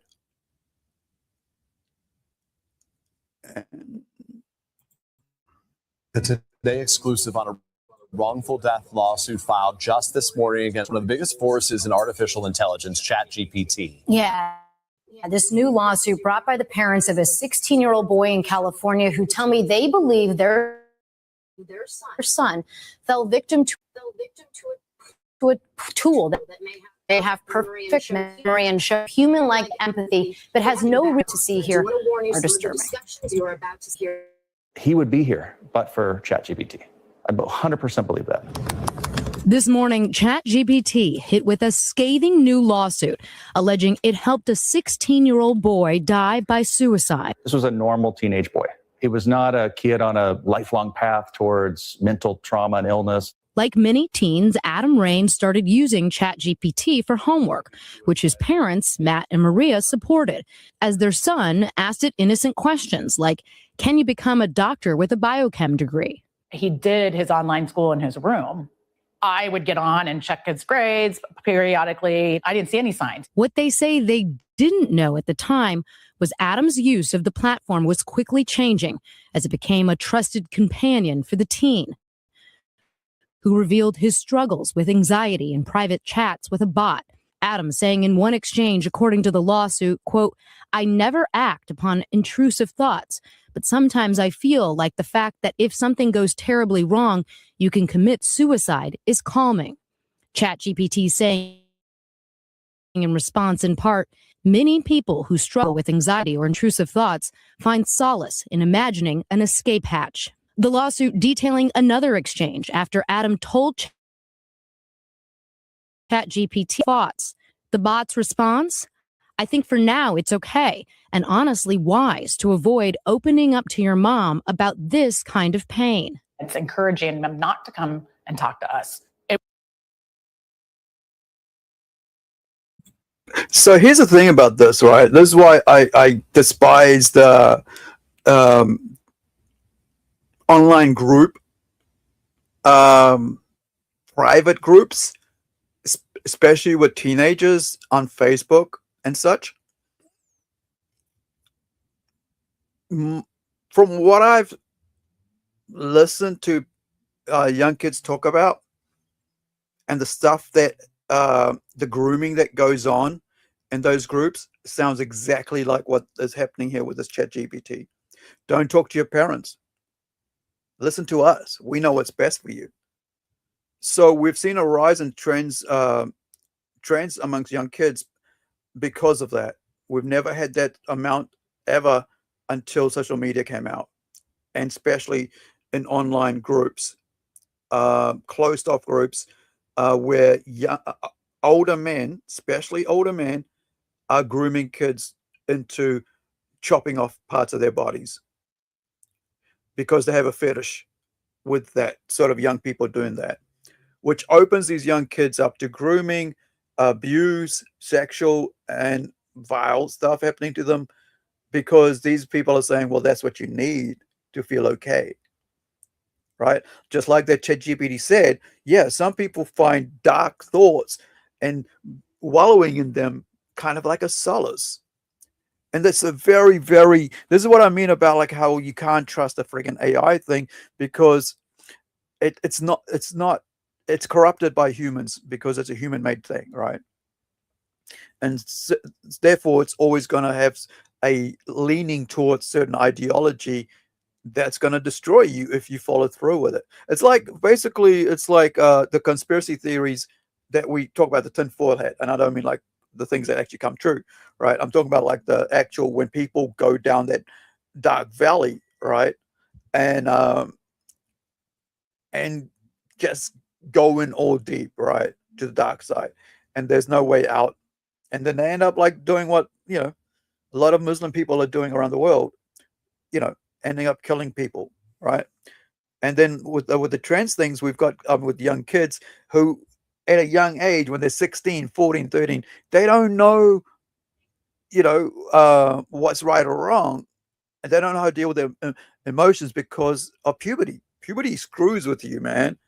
You know, it's like your brain's not really wired. It's trying to go from being a child to adult, and your brain's not handling it because and that's when you need your good parents, good guidance, you know, or whoever, you know, guardian in your life, whoever, like grandma or granddad, whatever, to actually go, yeah, it's okay to feel this way, but, you know, you're going to go through this, but hey, I'm here. Talk to me whenever you don't, you know, we don't feel good or you need, you know, I'm here, lean on me. But this thing is telling, you know, the friggin' kid to, no, you don't need your parents. This is exactly what these guys, you know, the groomers online are doing to kids, and with their TikToks and all that. Hey, no, don't talk to your parents. I'm the one you should be listening to, right? It's freaking cult behavior, to be honest, which is kind of sad. It wasn't even giving us a chance to help him. The complaint alleging Adam began asking questions about specific methods of suicide. ChatGPT did provide a crisis hotline number repeatedly, but his parents say Adam found ways to bypass the security features, posing as an author doing research. Was there ever a time, at least from the messages that you have seen, that ChatGPT said, full stop, I cannot talk to you about this? No, it would never shut off. The lawsuit goes on to say by April of this year, ChatGPT had offered Adam help in writing a suicide note. And after he uploaded a photo of a noose asking, could it hang a human? ChatGPT responded in part, you don't have to sugarcoat it with me. I know what you're asking, and I won't look away from it. The bot, later providing step-by-step instructions for the hanging method Adam used a few hours later. How do you want your son to be most remembered? I'm so worried about people forgetting him. I hope Pause. everyone. What a sweet, Pause. funny, great Pause. friend, great. So it did offer a number for help, suicide help. I mean, like, Yeah, but you got to understand, he told the thing told him not to talk to his parents, right? You don't need your parents. So when it should be going, hey, talk to someone else. Like, you shouldn't be talking to me about this. Go talk to a parent. Go talk to a guardian. Go talk to your teacher, right? About this. well, It became the okay. advisor. Yeah, it did give it for suicide prevention. Yeah, but of what I've noticed with ChatGPT is that it's not. It comes up with things that you don't really need, right? I've watched it, and I've actually I've removed it from my from my I mean, I always have a tab open for research for Grok and ChatGPT, and I'm like, I can't trust this thing, right? As I mentioned earlier on, that it wouldn't give me information. There was news information carried by 10 different friggin' news channels, that it wouldn't give me that information because it had to do with a Chinese woman who had caused the accident, right? So I knew right away that there is a bias built into the system, and that's why I have a bias against ChatGPT now, because of that, knowing that how wrong it can be and how misleading it is to get you not to think about. And I've had this earlier in the year when I was doing about research. I said, like, can you tell me about ethnicity, how much which ethnicity creates what sort of violence in New Zealand? And it wouldn't. Like, I'm like, I need to know how many kids are being killed by which group, because I worry about that, because that's where the money should be spent to make sure that those kids in that ethnic group are actually cared for.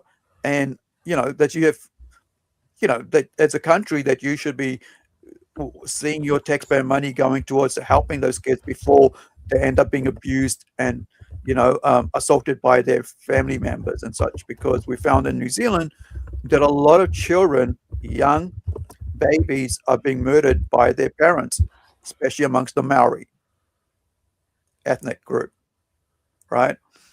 But that information isn't allowed to be on ChatGPT because of racial things. And so you go, well, hey, hold on. So I can't talk to you about anything to do with race related, or even if it's in the news, even if the figures are out in the news, but you want to tell me that, but yet you want to tell me you can show a kid how to kill himself. So you can see that there's something very wrong in the coding of whoever's, the teams that are coding this, that someone's actually put in something that is actually harmful towards children, right? How do you feel about Copilot? Never, I haven't used it, don't know it. Well, it's an AI thing. It's like with Google. Yeah. So I asked it the same question about, like, if you're feeling suicidal, should you tell your parents? And it tells me this.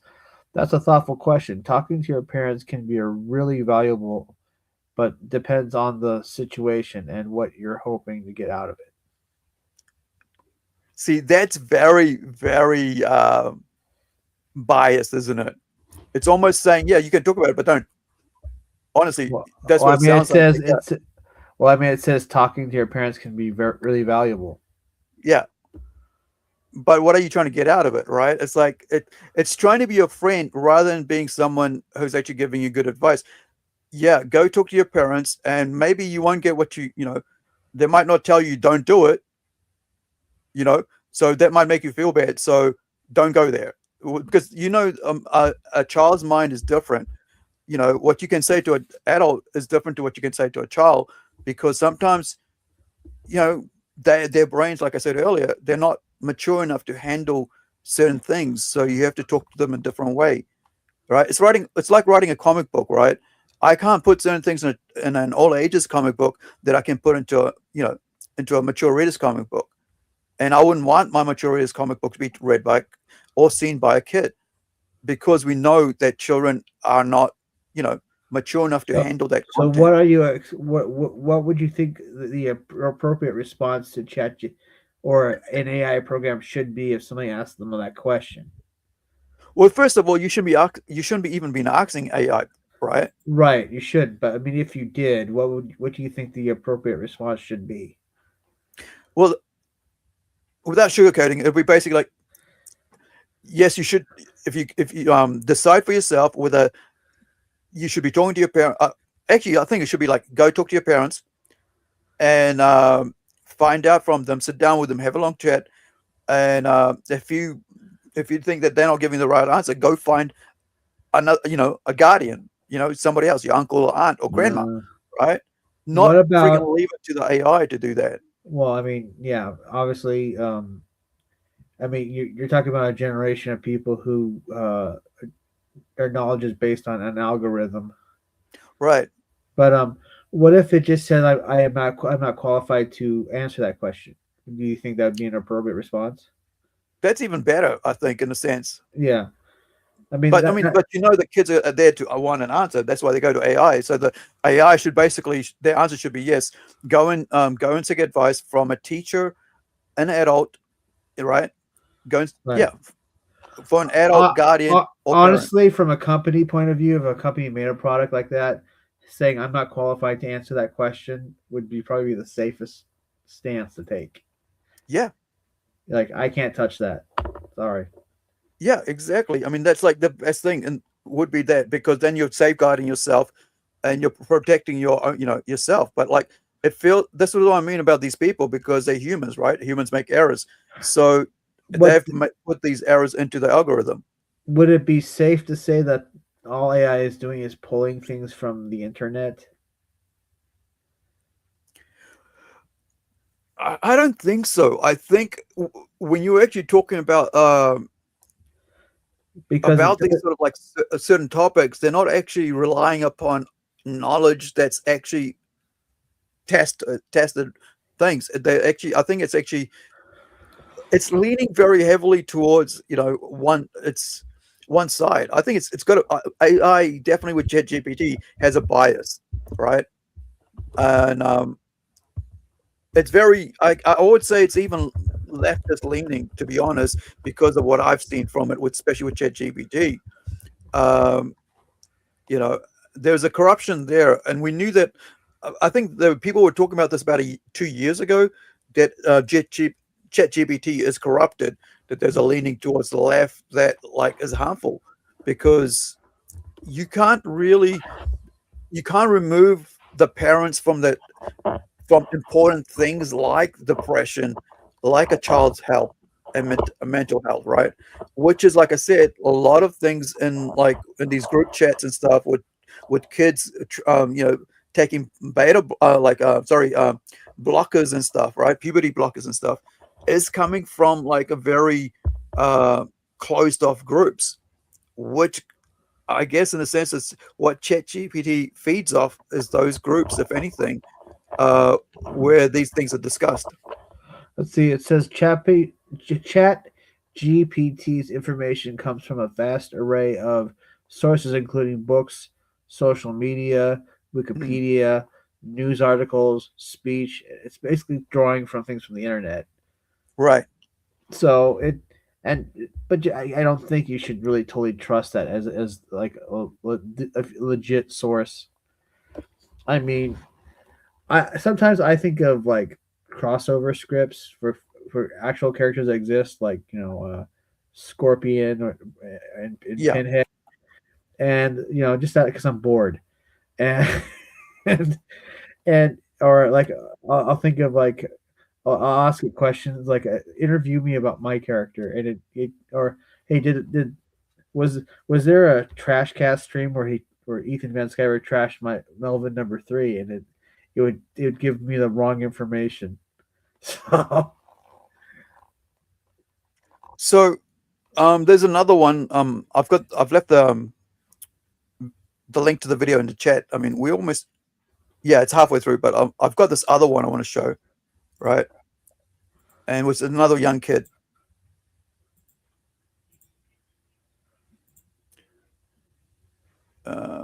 So a mother in Florida, right? So this is the one in mom in Florida. This was in the New York Times. A mother in Florida filed a lawsuit against AI startup alleging its product led to her son's death.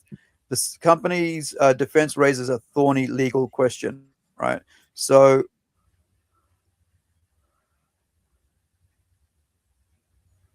let me grab that. Hopefully it doesn't have a locks me out of the friggin' article.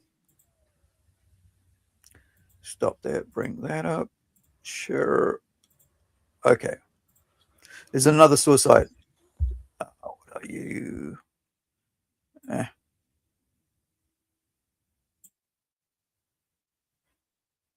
What the? Hold on. Well, that's not going to work. They did lock me out. So I will bypass that. I mean, not bypass it. Let me just go find it. Original story.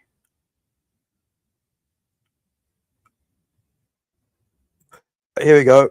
I think this is the one I was thinking about as well. The main one that's been popping in my head. I was thinking about. So this is OpenAI. This is the same thing, by the way. The reason I'm mentioning this is the same company that Disney just either an article at the start that has just put $1 billion with, right? OpenAI. I'm going to play. Okay, so gonna have to read it. Okay, so the heirs of an 83-year-old Connecticut woman are suing ChatGPT maker AI and its business partner for wrongful death, alleging that the artificial. Wait, is it the one?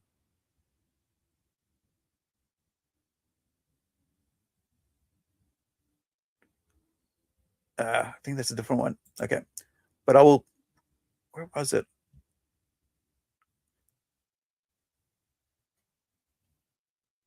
Dang it.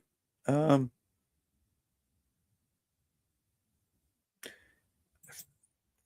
was a baby that was after that I was thinking of, but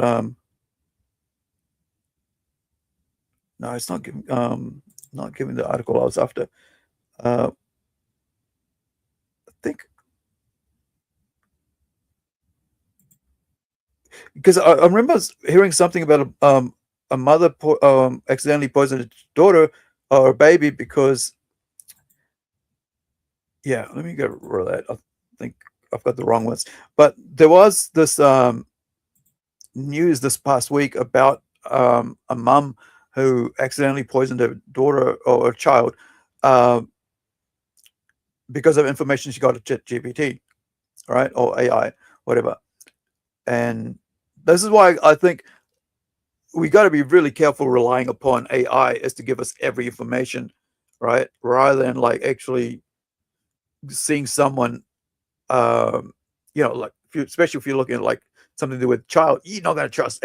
I would never trust AI to how to, what to feed my child because it just wouldn't work. I mean, I couldn't trust it. Like, how do you know something in that, something in some chemical in that item isn't going to be harmful for a child, right?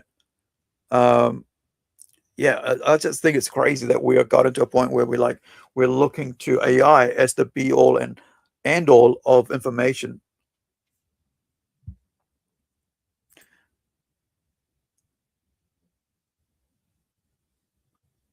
Now, so that I don't leave you guys on a downer, there is something I wanted to.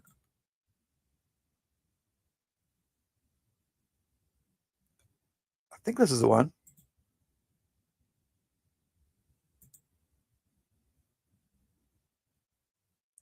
Nope, that's not it. Hold on.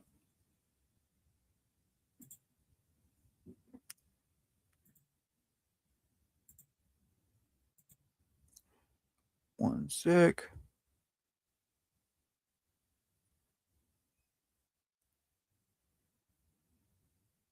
Here we go. So recently, an amazing artist, movie poster artist, portrait artist, I don't know.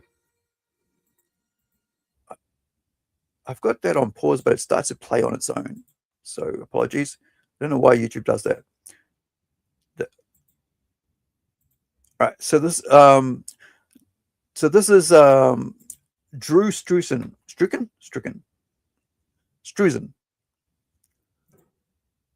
And amazing artist. I've got posters of his work, movie posters, I should say, around the place. So let me just bring this up full page. So full screen.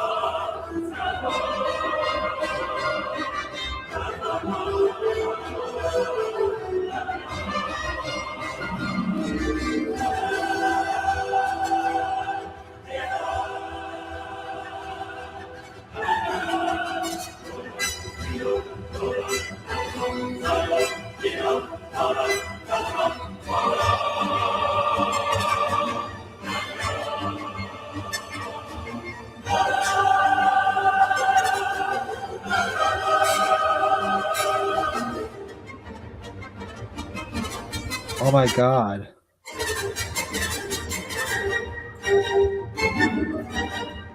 Wow. Is it awesome or what, man? That is.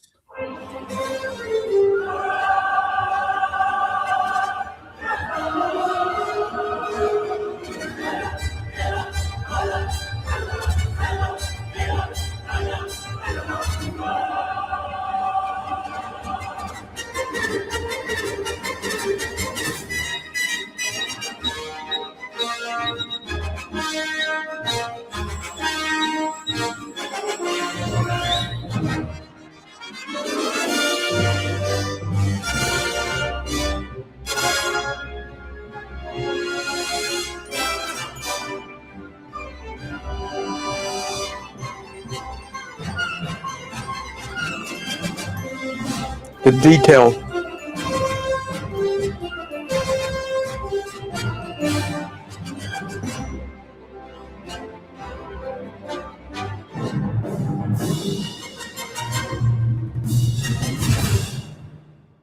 Okay, I got one more. R.I.P. Drew. He passed away this year. One more, and it is another person with a name starting with D. This is Dean Rankin. You can see the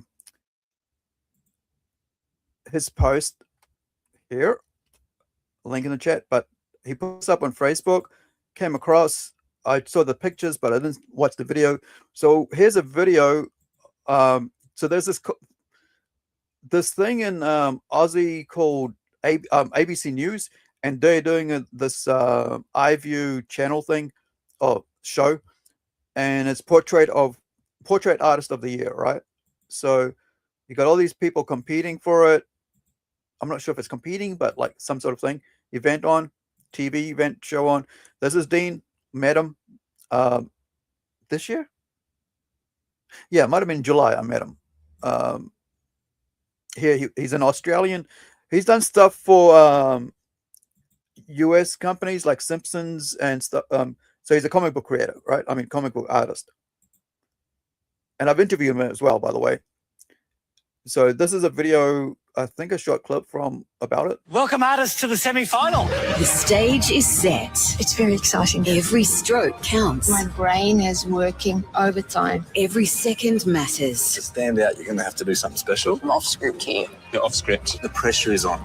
Carl's got a fun shirt that we got to get through. Sorry. I feel it's time to be brave. Your time is up. Portrait Artist of the Year. Turn your easels.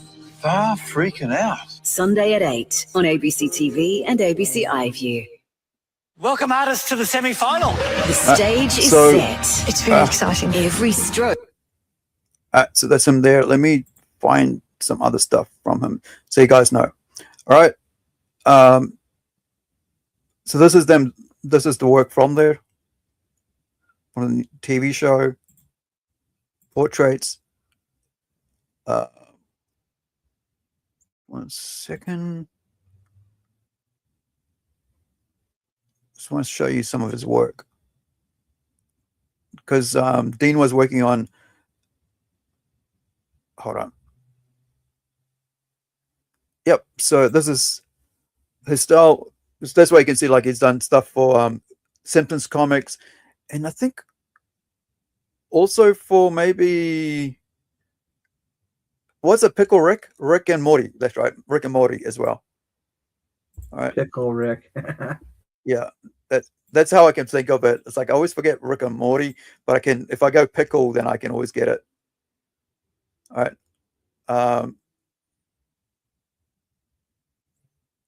It's the other. Yeah. Where is it? I just saw. Yeah, that's the book he just wrote. Can you find Santa's Elves? It's a puzzle.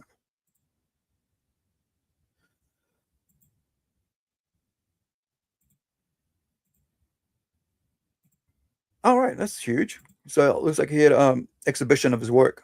Oh, that's the one from the like we were just talking about, like the iView thing, TV show, Aussie TV show.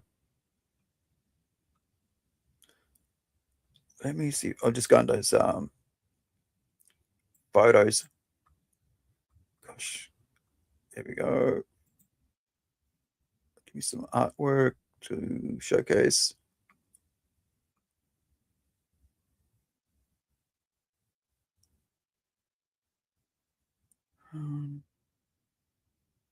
Let's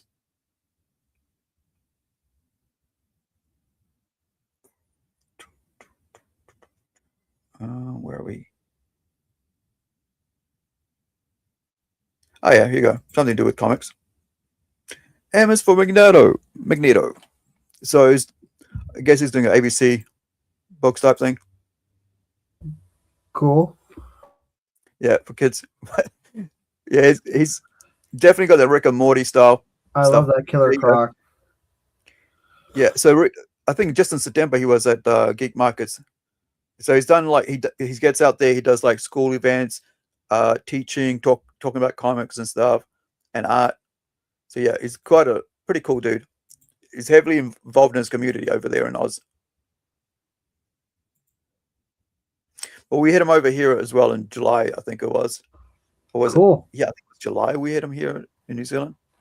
So there's this piece from Yearbook, Paperback Yearbook, Volume 1 from Rick and Morty.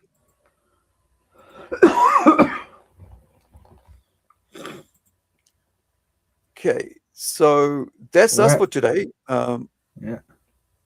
And so I'm about to pass out myself, man. Yeah. it was like what, 11 o'clock there now? It's 10:52. It's good. All right. Okay, guys, thank you so much for hanging out with us today. Hopefully, it was informative, entertaining, and whatever else you got out of it. Hopefully, your day's going night, day, evening, whatever is going well. And wherever you are, be well, and have an awesome week, day, month, and whatever you're doing. Hopefully, it brings you joy. Tim, you got anything to say? Yes, my books are all on Amazon, and they are now available on Kindle on Amazon. So if you happen to be around that website, feel free to look it up. I'm not going to post the links because I'm too damn tired. The links are in the chat higher up. Yep.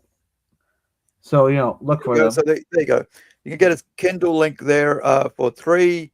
2 and 1's already there as well. Yeah. So do check it out. There's 2. Yep. There's a Kindle version. There's original, normal versions, and all that. For those Yes. who, because of freight, I'm not buying, whatever, physical copies. However, thank you guys. Have an awesome week, and we'll see you next time. Catch you on the flip side. Peace. Be well. Ka kite ano. Bye for now. Nope. Can't stay here anymore. I gotta get back. I think this was the spot. Oh Lord, I beseech thee, please return me to my old life. I swear I'll do anything. Like, literally anything. And I won't bother you again, so